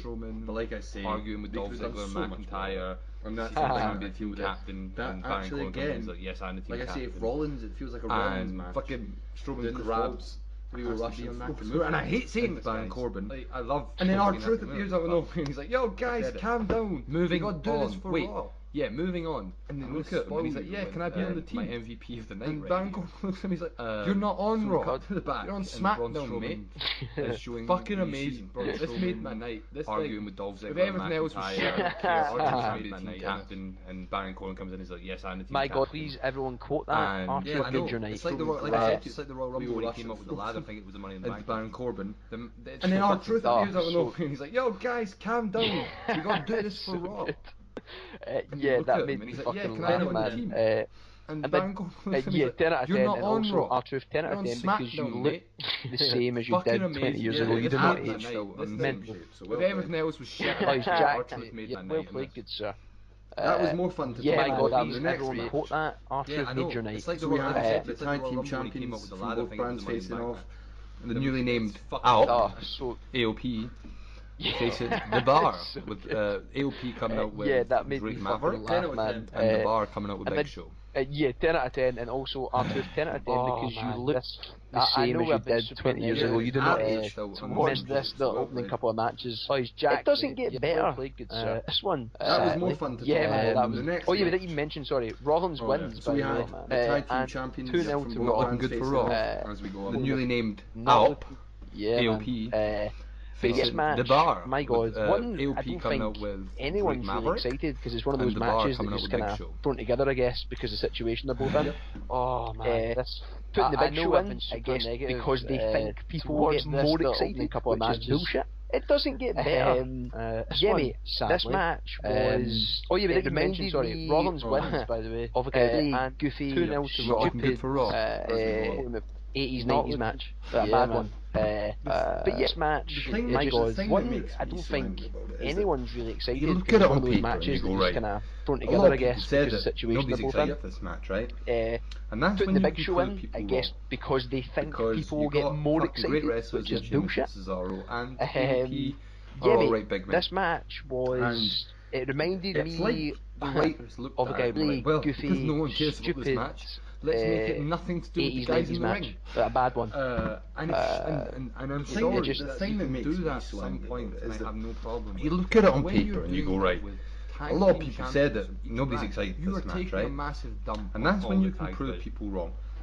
Because you got fucking great wrestlers in Sheamus and Cesaro, and AOP are alright big men. The tag division... It's like the writers looked at it and were like, well, because no one cares about this match, let's make it nothing to do with the guys in the ring. This is a prime example. And it's not a New Day match. And I'm sorry that you can do that at some point, and I have no problem with. And I got nothing to say about this match because tag team champions from each brand, you are taking a massive dump on all the tag rope. Then I'm not going to even get into what happened on Raw and 1-2 Drake Maverick puts one of after Razor. The tag division on the rope has been a joke. Runs chase him out. Chase him around the ring. I'm like, yeah, New Day and Usos can't say that. But no, take the spot away from Cesaro because prime example. If it's not a more interesting to put it on fucking Big Show. Big Show grabs. And I got nothing to say about this match. I can't believe I'm saying this. I don't want to. There's like a shoulder block. Grabs Drake Maverick by the throat. Then lifts him up onto the apron ropes. And 1-2 Drake Maverick puts one in. And the camera starts zooming in. Fucking on Drake Maverick. Cesaro runs to chase him out. Chase him out. I'm like, yeah, go Cesaro. We're going to go for like the erotic. He's strangling. Take the spot away from Cesaro because which I might have preferred. More interesting to put it on because instead Big Show. A shitty stain starts appearing. Drake Maverick. I can't believe I'm saying this. I don't want to be talking about this. Grabs Drake Maverick made a pee stance. And it's weird because I don't know what crowd reaction they were expecting. But no one reacts because no one wants to see this in a wrestling pay-per-view. On Drake Maverick. Because of this distraction, Razor grabs Sheamus and they were going to go for like the erotic. He's strangling him so he has an erection, which I might have preferred. Because instead. A shitty stain starts appearing. That's absolutely ridiculous. And I know exactly what you're talking about, what happened in Raw. Yeah, Drake Maverick made it absolutely this match, man. Nothing match. And like you say, they were expecting. The tag team, because no one wants to see this in a wrestling pay-per-view. And then this match, because of this distraction, nothing to do Razor grabs Sheamus and they hit their fucking neck. How they absolutely bury your shitty division, man. You get guys at the Revival getting buried every week by Lucha House Party, and now you just do this to absolutely ridiculous. I know exactly what you're talking about. What happened in Raw? Yeah, I got nothing more to say. Absolutely, this match, man. Nothing match, and like you say, because the tag team, all they can do is their slam against the back or the finisher. Isn't the pre? And we've all seen this match can do against DIY Revival with the tag teams. Yeah, mate. I've given this a fucking 2 out of 10. Very shitty division, man. You get guys at the Revival. If there had been any more wrestling, I would have given them buried more, every week by Lucha House Party, and now you just do this to both of your tag team champs. Vince treats wrestlers. I got nothing more to say. Ridiculous booking, and they've ruined all the pain because they're acting just as if all they can do is their slam against the back or the finisher. Yeah, and we've all seen what they can do against DIY Revival. Yeah, mate, I've given this a fucking 2 out of 10. Good on him. Good on him. And yeah, AOP got beat by Chad Gable and Bobby Roode. There's nothing to cling on to, and that's the thing that I'm like. 2 weeks after becoming champ, Vince probably to set up a rivalry, but he doesn't think they're anything. He books them like nothing. What can I say? No one's gonna get. I don't want to say anything apart. Let's move on. 3-0 Rock. Yeah, this is where we were thinking. Sitting in the back. I was thinking, what can SmackDown do? Because I was Maverick's still holding on to that dream. He's going to WrestleMania main event after that. SmackDown had won every match. Good on him. Good on him. And yeah, AOP I was starting by Chad Gable and Bobby Roode. Kind of hyped for the next Raw v SmackDown because I was like, 2 weeks after becoming champ. This is where it's probably to set up a rivalry. That's what they usually do at Survivor Series. They build up the main event where it's equal. What can I say? I don't want to say anything. We get the Cruiserweight Championship being very. Woo! I think 3-0 at this point to Raw. We were thinking about 1,000 people in that arena. What can SmackDown do? Because I was trying to cut the matches in my head. Buddy Murphy defending against SmackDown won every match, we would have got equal. Yeah, man. So I was starting to get either also kind of hype. Thank God for this match. Easily match the night, genuinely, in ring stuff, and just also amazing to see the Cruiserweight on the main card again. Fucking brilliant. But before that, man, get the Cruiserweight Championship being speaking so much Woo! About Buddy Murphy. Buddy Murphy is fantastic. The best kept secret, no longer. He's fucking out there for the world, and he is great. It is like watching an indie wrestler. Yeah, man. Thank God for this match. Also, he is allowed to just thank God for this match. Easily match the night, genuinely, in ring stuff, and just watch. Also amazing to see the Cruiserweight on the main card again. I don't know what they used to do brilliant. A year ago or a year and a half ago when they used to have those me have been speaking so much about Buddy Murphy. Buddy Murphy is fantastic. The best kept secret, no longer. These guys fucking out there for the world, and he is great. It is like watching an indie wrestler. Well-told story. In main stuff. Like he is allowed to just go fuck mental, and it's amazing. Murphy plays so good big to watch. Big good compared to Mustafa. This match and creates such an interesting vibe because I don't know what they used to do like a year ago or a year and a half ago when they used to have Buddy Murphy playing this big cruiserweight match. And this thing, which I was talking where it was literally just Buddy Murphy plays botches all over the place. Doesn't do high spots. He's this kind of cocky, guys vicious. I'm going to impress you. I'll beat the shit out of you. Which is such a well. You got Mustafa Ali trying to get the crowd in, trying to get the momentum, and it just fucking works, man. But Murphy playing this big dude compared to Mustafa Ali creates such an interesting vibe because that's the thing. Yeah, this match, so many insane spots. The one spot that stands out and this thing marked out so hard for this was when Buddy Murphy pushes Mustafa Ali off the ropes and the dude flies with his back into the barrier. Which is so great. And you got Mustafa Ali. Absolute mental. Mustafa Ali was insane in this match. He always is. That's the thing with these two guys. They never put a foot wrong. That's the thing you said. It's such a, like, as Dan described, all it was Buddy Murphy. Yeah, this match, so many insane spots. The one spot that stands out. Marked beautiful so hard for this. Was when Buddy Murphy pushes Mustafa Ali off the ropes and the dude flies with his back into the barrier. A topic on heel from Murphy was absolute mental. Mustafa Ali was insane in this match. He always is. That's the thing with these two guys. They never put a foot wrong.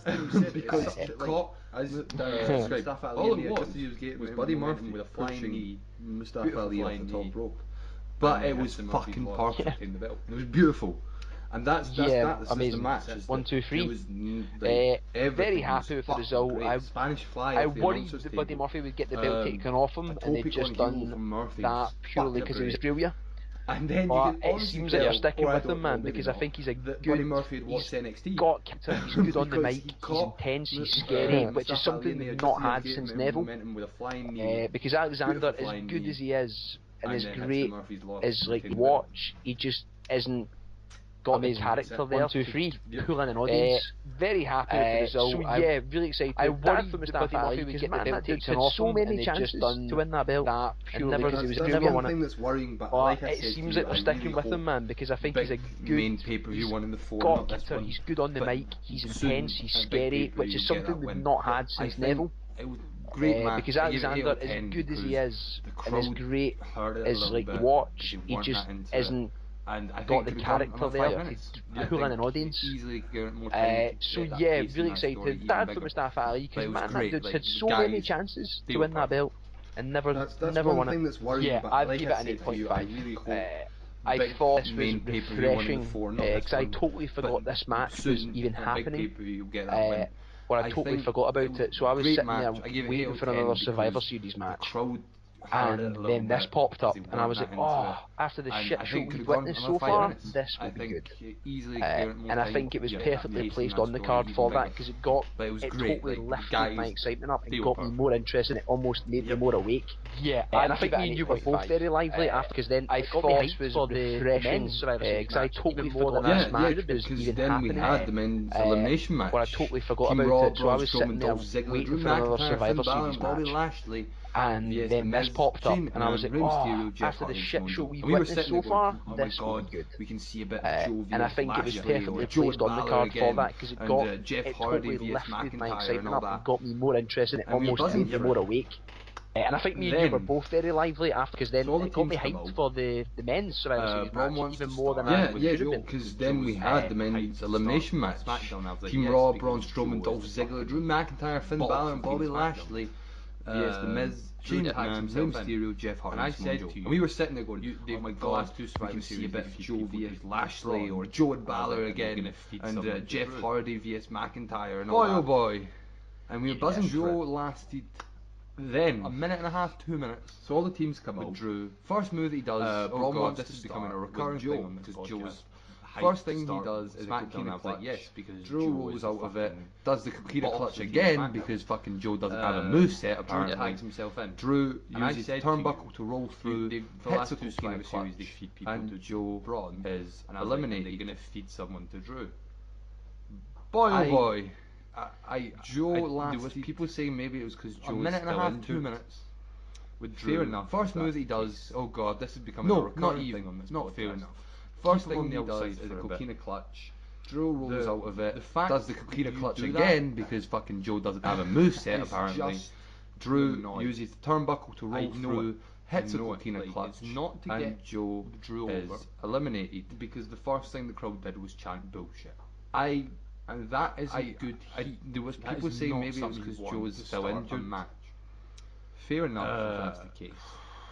No, not even that again, but I took a full 1 point on the outside my rating for this, because I couldn't get over it. The fact that you do that, yeah, is just made me raging. To annoy. Any thoughts on that elimination, Darren? It's not to get Drew over. Yeah, sorry, I just realised my mic wasn't working and I've been talking that entire time. And that is so I do apologise. Yeah, I remember watching it with you, how disappointed we both were. It just kind of seems like the fact that Joe got one claymore to the face seconds into the match, I couldn't get 1, 2, 3. It almost seems like Vince is trying to bury these TNA guys. I mean, AJ is the any thoughts on that elimination, Darren? But it just seems like when you look at Maverick, and you look yeah, sorry, I just realised my mic wasn't working and I've been talking that entire Joe. So I do apologise. Yeah, I remember watching this even during the match, we were watching disappointed we both were taking that. It just kind of seems like the fact that Joe get one claymore, but they're so focused to the face on the old guys. 1, 2, 3. They don't want to give the time to the real fucking wrestlers who could be the future and the face of the company. I mean, AJ is the exception. 5 years left in them. It just seems like when you look at Maverick and you look at what the Lashley right now, they're trying strong in this match, but I did not want it to be this way. And if Joe was suffering an injury, this even during the match, I don't know, watching it, someone Hardy could have taken that. You have such a vast roster. Everybody could have taken that. But they're so focused. I don't know if Rusev's on the old guys. Put Rusev in. It's just that they don't want to give the time to the real fucking wrestlers who could be the middle future and the face of the company. It's not good and have good 5 years left in them, you know. Chanted at the beginning of the match. It is frustrating. I wanted to look strong in this match, but I did not want it to be this way. And if Joe was suffering an injury. Like you said, and man. I don't know, put someone else in. Jeff Hardy. You have such a vast roster. Put Andrade in. Shane McMahon is in that match. You know, I don't know if Rusev's injured, but if he isn't, put Rusev in. But it just seemed fucking pointless. I think you say it's a middle finger to the fans. And it's not good. It's not good heat. You know that he thinks the getting bullshit chanted at the beginning of the match. It's just good heat. The man is fucking madman, and yes, we all know Vince is fucking insane. And so. Yeah, like you said, man, like to just fucking die. Jeff Hardy can take it. But sadly, Shane McMahon is in that match. That's a whole other fucking issue, the commentary table. But never seen that before. To see fucking Shane McMahon also as well, after 3 how minutes, self-centered are you for the whole night? For everyone to have to wear a t-shirt, bright blue, and live on it, and you decide to come out and just plain old white jersey, so you stand out. I really wanted to fuck you, Shane McMahon. You're not a wrestler. Sadly, I got back into it when Shane hit I'm sick of it. Like, through the commentary best in the world, all that nonsense. Never seen that and we're going to get to how this match does not. Also, as well, does not self-centered the surprises that are coming up for everyone to have to wear a t-shirt. So bright blue, who goes in next? So I'm trying to think you decide to come out and just your plain old white jersey, stand out. Because of the Royal Rumble. Fuck you, Shane McMahon. And then Balor gets put You're not a wrestler. I'm sick of it. Like, so yeah, best in the world, all that nonsense. And we're going to get to how this match does not get put out first. Does not fail you with the surprises that will be coming up. And then Big Drew throws them out the ring. And this is my ring. So who goes in next? Balor then it's Miz and Ziggler. And you have Bray and Balor going at it, which was nice because of the Royal Rumble, and that was wrestling and all that. And then Balor gets put on Ziggler has to take the fucking Miz clothesline in the corner, and that makes it 4-4. So yeah, the two guys from NXT, that looks so surprise, started getting put out first. And it's like Shane making it 4-4, and then Big Drew throws him out the ring saying this is my ring. Putting out Dolph Ziggler. Then it's Miz and Ziggler. Until Ziggler gets tagged in, and that was interesting. Then fights were brought, and then so obviously, like I said earlier to the time we were watching it, I was like, so this is going to be feed him to Braun as well, obviously, because Braun can take on the whole roster. Can't beat Brock Lesnar. And it's like Shane, right? Coast to coast. Anyhow, and he hits power slam on a Jeff Hardy. Jeff Hardy's out. Mysterio comes in, putting out gets caught when he's trying to do the 619 on Braun, power slam, and he's out. Miz comes in, tries to run away from Braun Strowman, Shane tags in Jeff Hardy, and he's out. Who then fights with Braun, and then so obviously, like I said earlier to Dan when we were watching it, I was like, so this is going to be feed him to Braun as well. Wrestling, Drew McIntyre, Bobby can take on the whole roster, but can't beat Brock Lesnar. For some reason, try and hype Shane. Anyhow, and he hits power slam on a Jeff Hardy. Jeff Hardy's out. Mysterio comes in, gets caught when he's trying to do the 619 on Braun, power slam, and he's out. Miz comes in, tries to run away from Braun Strowman, gets power slammed. What's the score? 4-0. Then Shane is the last member of Team Raw because he knows Vince McMahon likes big sweaty men. Drew McIntyre, Raw, McIntyre, Lashley, Braun Strowman, and Baron Corbin dancing on the outside. And he's doing his wee shitty bumper punches. And he just gets power slammed. Absolute joke of a match, and literally burying one of your other shows after you've just made 1.3 billion in a TV deal. What's the score? 4-0. Kind of blows my mind. I had a massive fear that Shane McMahon was going to be pivotal, if not win this match Team by Raw, McIntyre, Lashley, but the fact that Braun Strowman, and they let him Corbin be the dancing on the sole outside. survivor, and I teamed with The Miz, Samoa Joe, Rey Mysterio, Jeff Hardy, joke of a match, and literally burying one of your other shows just depresses me as a wrestling fan. 1.3 billion in a TV deal with Fox and trying to make me think your son is a star. Kind of blows my mind. He's just a sweaty man. I had a massive fear that Shane enjoy this match. Pivotal. I think, like you say, held it for me when Joe got put out. But he was the only one that I looked at on that SmackDown team, and was he's a sole survivor, and I teamed with The Miz because Samoa Joe, The Miz, Rey Mysterio, Jeff Hardy. You can tell it, they're going to get taken out easily by guys like Braun. Just depresses me as a wrestling fan. Fuck you, not happy. I've got a son in this that I think you think your son is a star. Would you like to know the last 10 or last 9 or so? I didn't enjoy this match. Matches, mate. I think, like you say, it held for me when Joe gave it out, and how many he was the only one that I looked at on that SmackDown. So what's number? He's a threat. What's number 10? Because as good as The Miz and Rey Mysterio, Cody Rhodes, Randy Orton, you can tell it they're going to get taken out easily by guys like Braun, Batista, Shane McMahon, and Triple H. I've got a list here that I think might intrigue you. Yep. Would you like to know the last 10 or the last 9? Got Undertaker versus Shane McMahon matches, mate. Because this will blow your mind. Yeah, and how many he's been involved in. The last 10, 2016 so what's Survivor Series tag. What's number 10? We've got AJ Shane McMahon at WrestleMania. Cody Rhodes, Randy Orton, Kevin Owens and Shane McMahon in a Hell in a Cell. Against Batista, Survivor Series, Shane McMahon again, and Triple H, Daniel Bryan, Shane McMahon, right. Kevin Owens and Sami Zayn at WrestleMania 34. We'll move on. Just get worse, man. Then he's in the Greatest Royal Rumble. This is Shane McMahon. Then his next appearance, believe it or not, is again in Saudi Arabia, which they won't want to mention, against Dolph Ziggler, wins Survivor Series tag, and then that takes us to AJ Shane McMahon at WrestleMania 33. Then we've got Kevin Owens and Shane McMahon in a Hell in a Cell. Yeah, mate. Easily. Survivor Series last year. You could go through a whole list of people like Sami Zayn, Kevin Owens, he said way bigger match. Sami Zayn at WrestleMania 34. Crazy. Oh, it just gets worse, man. Then he's in the Greatest Royal Rumble, obviously.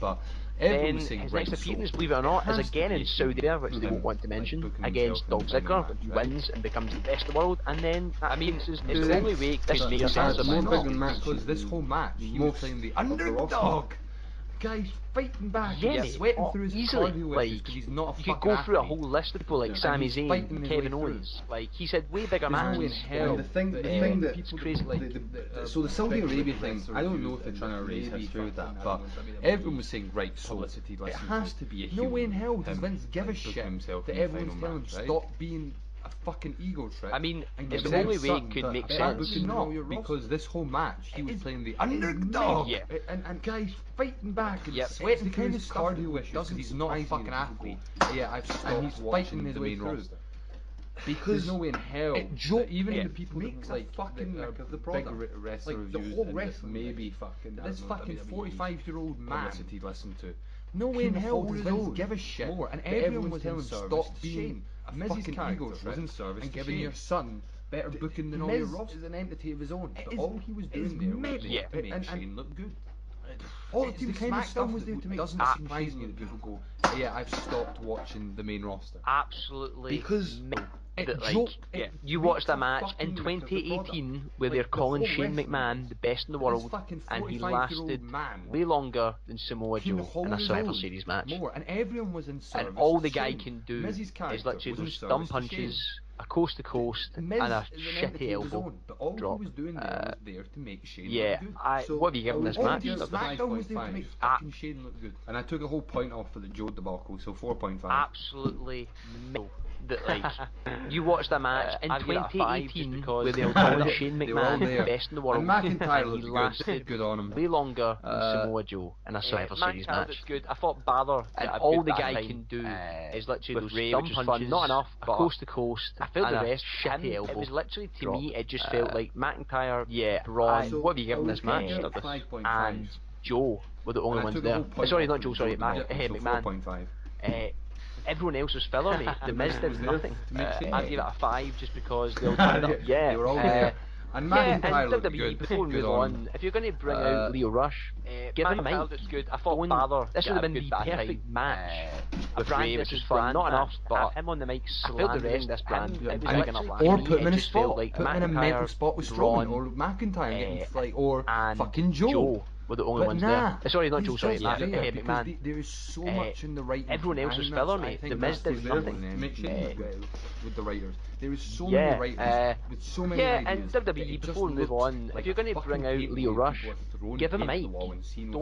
This would have been the perfect match. A brand versus brand match. Have him on the mic slandering this brand and bigging up. Or put him in a spot. Put him in a mental spot with Strowman or McIntyre and get him like, or fucking Joe. But nah. sense he's that just there because there is so much in the writing team. I think they did the Baron Corbin hitting Braun at the end to set up that match. There is so many writers, we said so many ideas that it just looked NXT like a main roster talk. Baron Corbin's way more interesting as a character. As soon as he gets involved in matches again, I just get God. I didn't expect, and the idea of Braun Strowman vs Corbin, I really enjoyed in this pay-per-view, which we're coming up to. Because we all know he's going to get fed to Braun, and I said to him, this is like, it felt like a Saudi Arabia match no in the sense that it was there for no fucking reason. Fuck off. And I'm trying to make this team of Lashley and McIntyre, which we saw at the end of this match, and then it came on to the Monday Night Raw recently. Baron Corbin's way more interesting as a character. Fuck that, man. As soon as he gets involved in matches, just let him be the sneaky little GM commissioner that tries to fuck all the wrestlers over but never wrestles. It works. Let's fucking move on. Because we all know he's going to get fed to Braun, and then this is the most so SmackDown couldn't win. Makes no fucking sense. This boy. Fuck off. Because there's 2 matches left. And him trying to make this team of Lashley and McIntyre, which we saw at the end of this match, and then it came on to the Monday Night Raw recently. Fuck that, man. Like, just let him be the sneaky little GM commissioner that tries to fuck all the wrestlers over but never wrestles. Let's fucking move on. Turned up to these matches. This is the most so SmackDown couldn't win. Me and you were just getting hyped by the because there's 2 match cards, like the whole of Ronda Survivor Series excitement and Charlotte Flair going at it. But that kind of, and I know you had your reservations. The 2 matches I'll let you speak first on the card on going into this match, or how we felt next. Start. So I think all the wrestling fans, and I mean wrestling fans, I was so out, like, the build up to this Survivor Series pay-per-view, the match that genuinely hooked me, and it was the match I wanted to watch, was Becky Lynch versus Ronda Rousey. I don't think there's many people that could disagree with that. The match cards, like maybe bar Bryan and Ronda Rousey.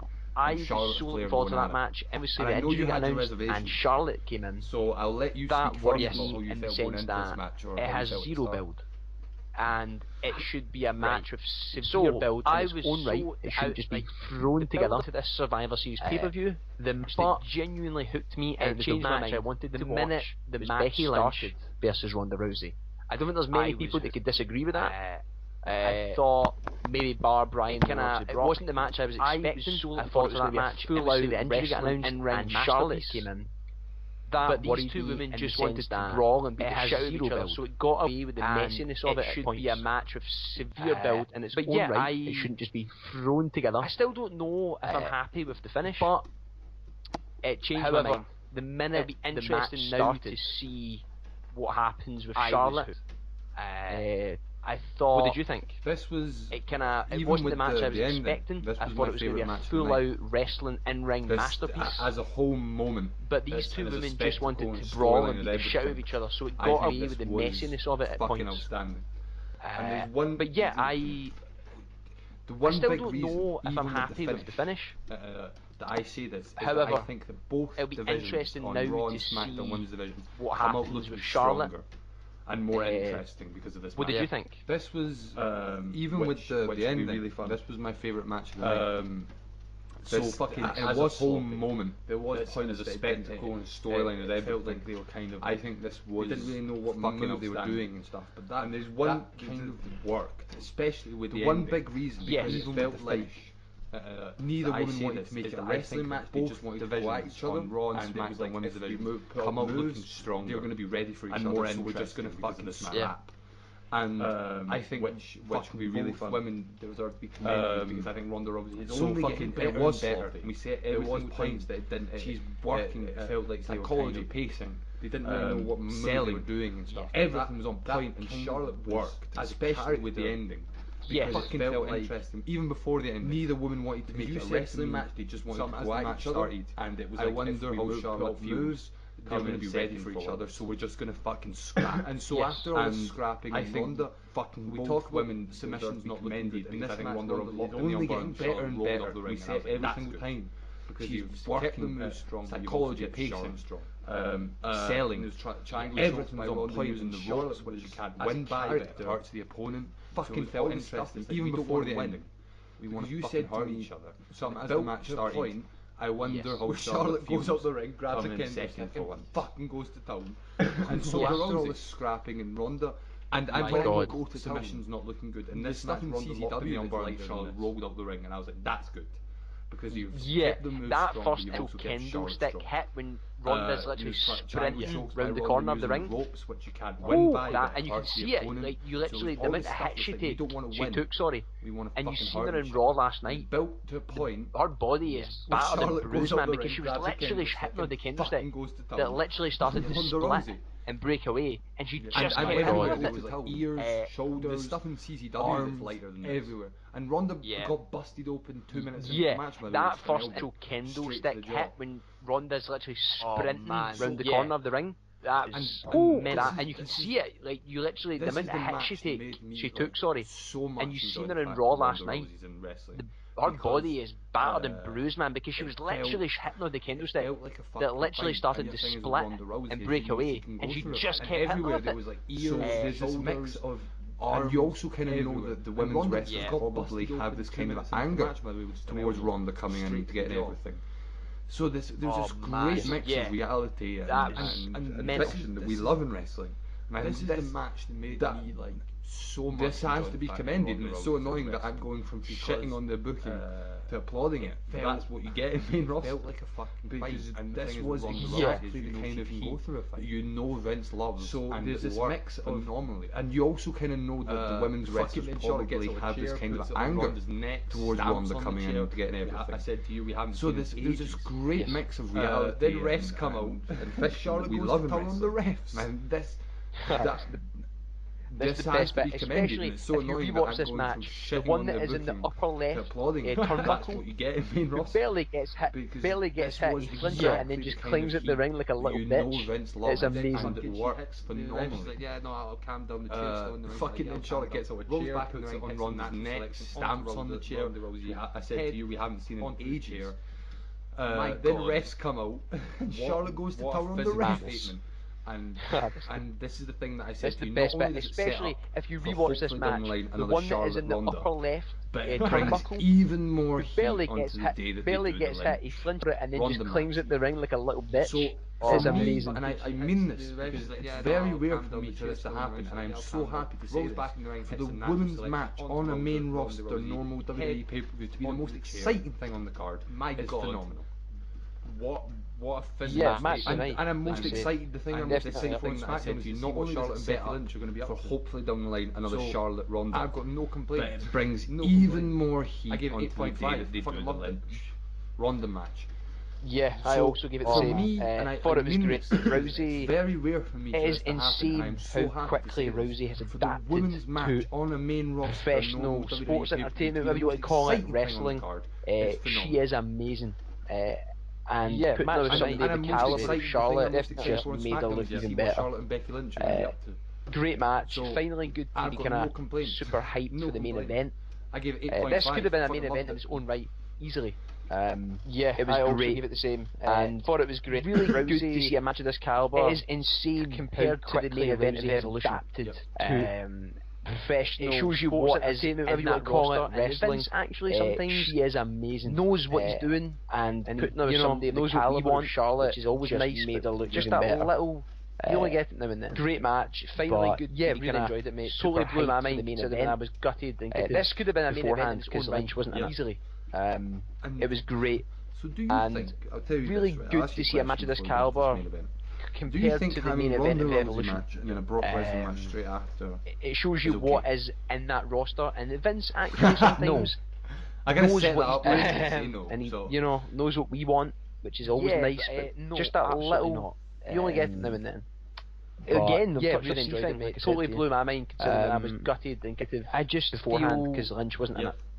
Like, this should have been the main event. So do you think, I'll tell you this, me personally, I mean I loved Bryan and Brock, but do you think having Ronda Rousey before even knowing what that match was or could have been, on paper I was excited, but I was annoyed to see Brock just get slotted back into the event. I'm going to set that up because it's easy for this match, like, not to be forgettable, but when you watch this match, and then the next match you watch is Bryan vs Brock, you totally that match must be a blur. Like, if you're there live, I'd be like, whoa, this should have been the main event. Brock and Bryan. Me personally, I mean, I loved Bryan and Brock, and that frustrated me, and it does frustrate me. Before even knowing what that match was, they always feel Brock as the main event. On paper, I was excited, but I was annoyed to see Brock just get slotted back into the event.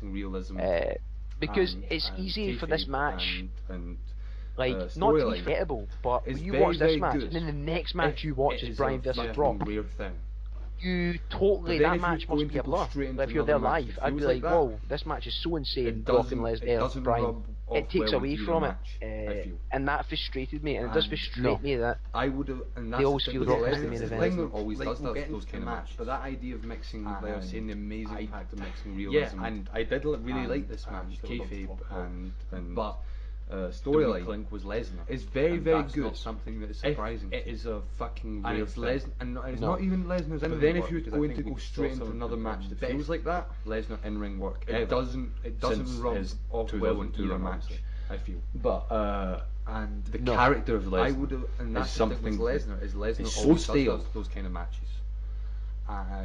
It's so hard to get past. Yeah, and I did really like this match. Yeah, we spoke about this. Like, even Paul Heyman at this point, I said to you when we were watching it, something that is surprising. He's just there.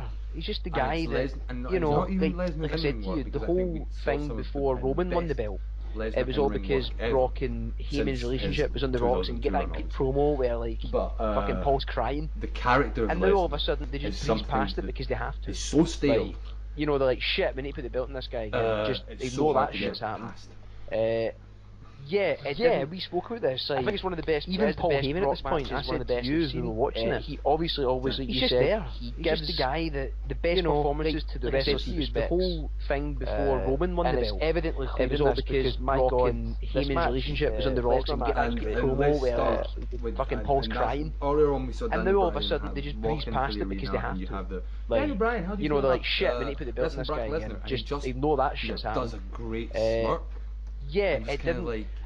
I think it's one of the best. It is the best Brock matches, one of the best. He obviously always, like you said, he gives the best performances to the rest he respects.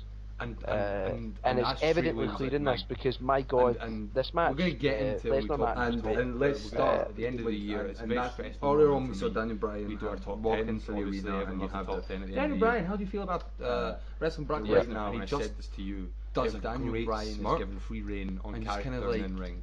It's just like almost disbelief because he anyone's questioning. He understands what wrestling fans want. How he could beat Brock. And this character is going to be one of the most interesting things if he's given free reign. And that straight away was like my. And I think he will be. I think he's at that point now where Vince does trust him. The fact that he was allowed to not go to Saudi Arabia shows his status in the company a little bit. And obviously he was the one who proposed the idea to turn heel. So that's good. He comes out, wearing all black. You loved it. This character is going to be one of the most interesting things if he's given free reign. How is he going to enter? And he starts as normal, does the first. I think he will be. I think he's at that point now where Vince does trust him. The fact that he was allowed to not go to Saudi Arabia shows his status in the company a little bit. And obviously he was the one who proposed the idea to turn heel.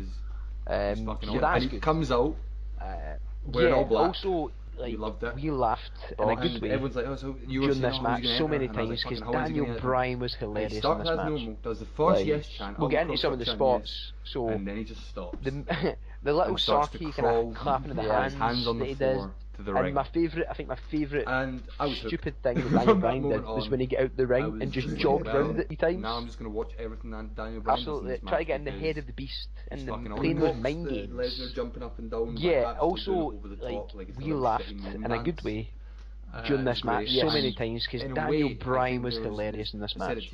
Like, we'll get into some of the spots. So. But it was almost the little sarky kind of clapping the hands that he does, and my favourite stupid thing that Daniel Bryan did was when he got out the ring and just jogged around it 3 times. It's to get in that moment to be able to kick. Absolutely, try to get in the head of the beast. And I was like, Daniel Bryan in Ring of Honor, he shave his head, he would literally just come in and kick people in the head. Could be that little shit in Roman dance. Yeah, and this wasn't a technical Daniel Bryan. This was Daniel Bryan who just wanted to fucking beat the shit out of him, like, it was so vicious. Like, it was amazing to see. Brock was also hilarious match. And that's like, all he's waiting for. Fan, I rewatched it today, Lesnar in the head, and there is a fan that Daniel shouts, Bryan from Ring of Honor when he had to shave his head, he would stop come in and kick people in the suplexing head, them, just let him die. And he wasn't, this wasn't a technical Daniel Bryan. Like, this was Daniel Bryan, who just wanted to first suplex fucking beat the shit out of him. I had an issue rewatching it was so vicious. Like, it was not just amazing that to see. dangerous suplex. Brock was also hilarious had match. all this like, aura of it feeling fan, I rewatched it today, like something really special. And there is a fan that shouts, and in the first 4 minutes is literally same old shit. Stop suplexing them, just let him die. Yeah, it barely starts. It barely gets going, and then that's when Brock Lesnar goes, shut up. Because not only because of the fear of Daniel Bryan's neck, and I know the first suplex I get it, and I was fine with it. I had an issue that I was pacing those first 4 minutes. It makes, and it's not just with that dangerous suplex. This is the thing with my rating. I really wanted to get all this aura because I enjoyed it a hell of a lot. If you haven't not something really AJ Lesnar, and then the first 4 minutes is literally same old shit. Follows to a T. Yeah, it barely starts. Yeah, and it barely gets going. Like, it literally did kill AJ for a while. Because not only because of the fear of Daniel Bryan's neck, and I know they were playing into it, and I get it, and I was fine with crazy comeback, but as pacing, holy shit, it makes. And then Lesnar this wins. is the thing with my rating, and I really wanted to give this more than I did. AJ I enjoyed it a hell of a lot. AJ Lesnar. If you have not seen that annoyed AJ me Lesnar, when I suddenly thought about it, I was like, well, they this got me in match the emotion of it. Almost follows to a T. But you could have, apart from the low blow, with that first 5 minutes, I think that's the where match you suddenly think, oh shit, yeah, it's a Lesnar match, which is Lesnar dominating for 5 minutes. Nobody's done something. AJ's gonna get a move in. Nobody thinking Bryan's gonna get a move in. Yeah, crazy. you were saying the crowd died. The crowd generally didn't pick back up until Bryan came and started his comeback. And it was very. It did take you out of it for the first. I don't know how long the match was. Was it like 20 odd minutes? When I suddenly thought about it, I was like, well, they got me in the emotion of it. Yeah, let me check. Seriously? Holy shit. You could have. Seemed longer to me, but maybe that's because all Brock matches are the same. Yeah, it's a Lesnar match. Where, but yeah, I don't know how many suplexes. Yeah. I was saying the crowd died. The crowd generally didn't pick back up when he said Bryan Brock Lesnar started his comeback. Good night, everybody. Yeah, it was very. And then the comeback was on after the first. I don't know how long the match was. For another 5 minutes. Thinks he lands it, but he actually hits. Let me check this. Bryan seriously fall down. Holy shit. Sets up the longer to the old because all Brock matches are the same. Pardon the pun. Then they come back after I get an amazing fucking suplexes to the Lesnar and an F5 on the apron. He does the diving knee twice. When he said Brock Lesnar shouts, Lesnar then tries to get the stairs, which would be tries to ram him, and then the comeback was fucking against the outside post. Goes for another F5. Thinks he lands it. I genuinely thought this could be it. Like, especially Bryan ran the fall down. Lesnar's legs started sets up the boot against the old turnbuckle of the ring post. And the pun. He can't do the F5. Then he literally tries to pick him up. Get an amazing fucking Daniel Bryan to the Lesnar on the apron. He does the diving knee twice. And I was like, holy shit. Lesnar then tries to get the stairs. We were both so intense. Tries to ram him. Ends up fucking against the outside post. Fucking hits himself, breaking out of it. And then Daniel Bryan just starts where this could be his fucking head. Especially when Bryan grabbed the shit out of him. Brock Lesnar obviously went. I don't know what he said, but obviously turnbuckle. Bryan knows that he's a tough motherfucker and he can take the hits. Can't do the F5. He literally tried to pick him up, collapses, back in again, and I was Daniel Bryan. Excited. I was like, this is it. They're going to make Lesnar tap. Holy shit. And I was like, holy shit. This could be F5. We both thought this. We were both so intense, right? 16 minutes. So quick. Brock Lesnar starts fucking breaking out. That's long for Bryan. Bryan just starts bleeding in his fucking head, like beating the shit out of him. Brock Lesnar obviously I don't know what he did, but obviously Bryan knows that he's a tough motherfucker and can take the hits. It's just that I think that with Brock's second reign, back in again, and I was so excited. I was like, this is it. They're going to make Lesnar tap. Holy shit! And Lesnar picks him up, putting in an effort, F5, 1, 2, 3. But doing like that, it's 16 minutes. So quick. This guy that can come close, but isn't Brock Lesnar. That's long for Brock. And like I said, and I'm making you feel like, well, I say it's like AJ feels like time stops. AJ Lesnar is changing. AJ Lesnar was one of my favorite matches last year, so that isn't like a massive insult because it's just that I think that and it hurt Brock's and it second does reign, even though that's nobody knowing why he with AJ because they didn't want AJ to lose. Fucking wanting him to have that belt, and that's the result. It's 6-0. Putting in an effort to Raw.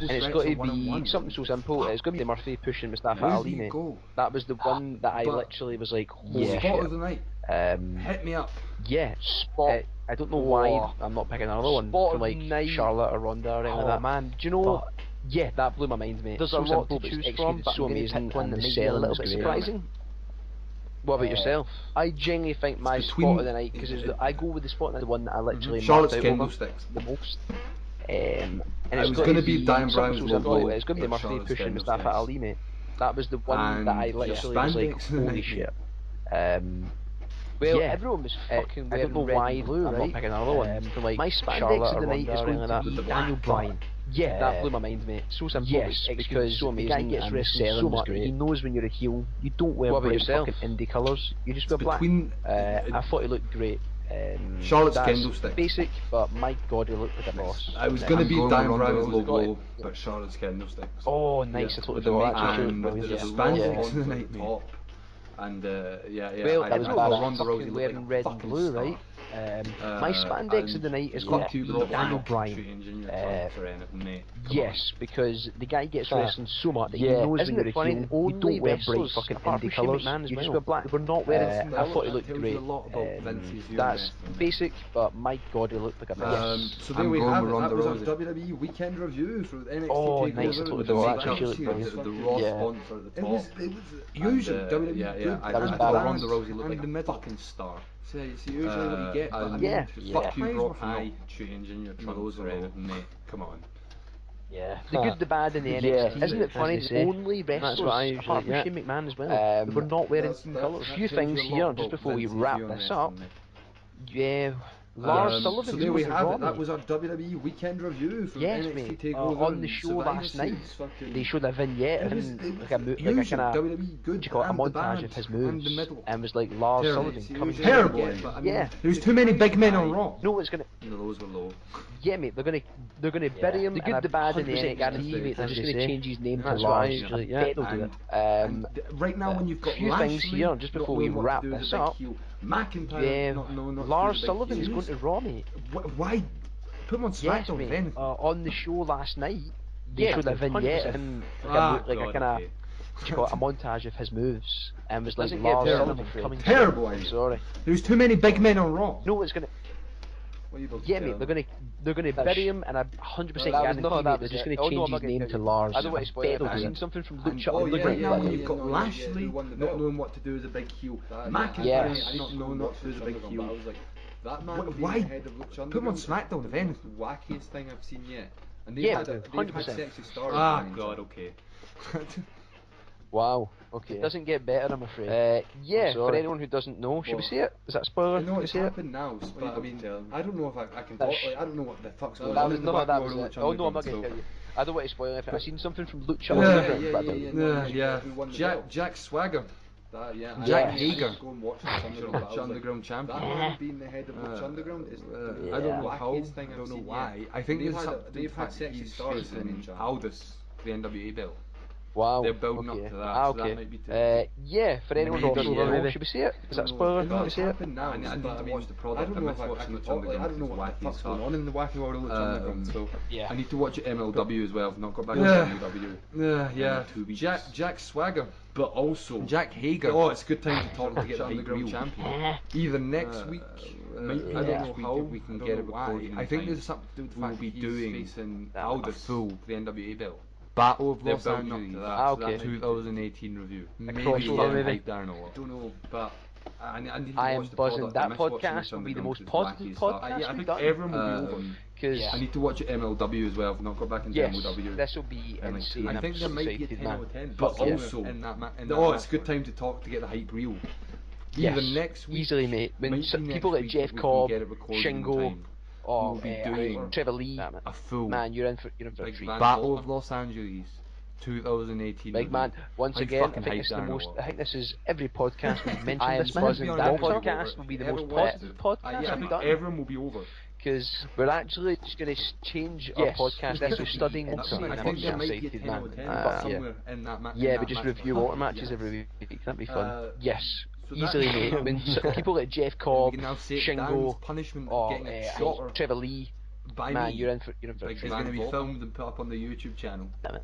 Darren, how you feeling? Once again, I think this is the most. I think this is every podcast we've mentioned this man. Walter, not good, man, because you slapped me in the face before and it fucking hurt. So I chopped. We're actually just going to change our podcast. I'm going to do like The backhand chop. Yeah, but just review all the matches. Oh yes, that'd be fun. Slap to the titties chop.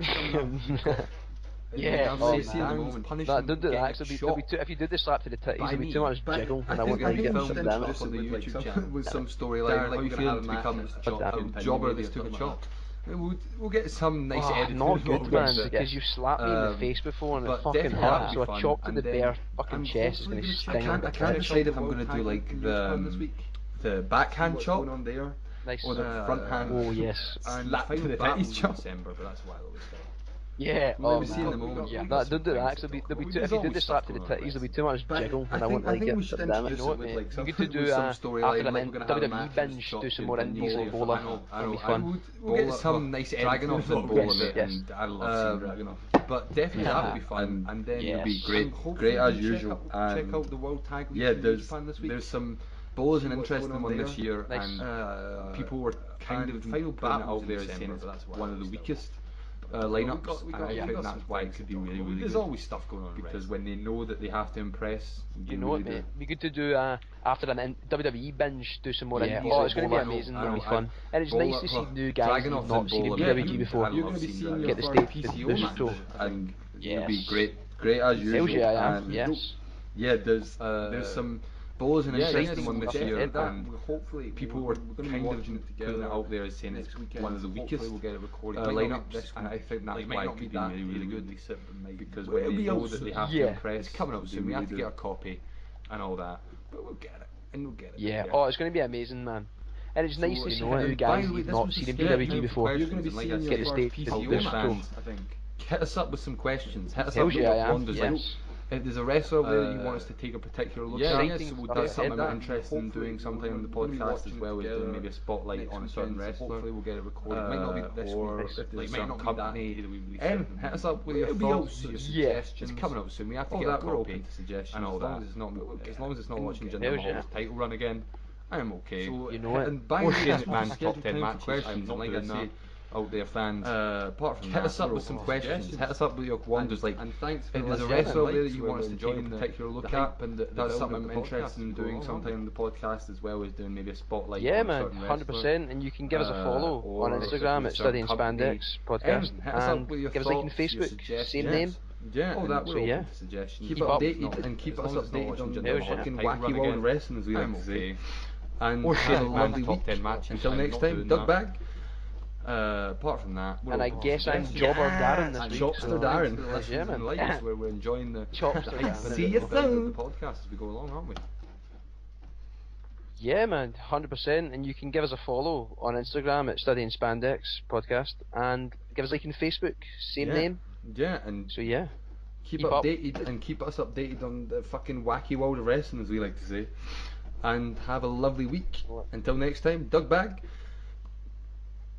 And I guess I'm Jobber Darren this week. Chopster Darren.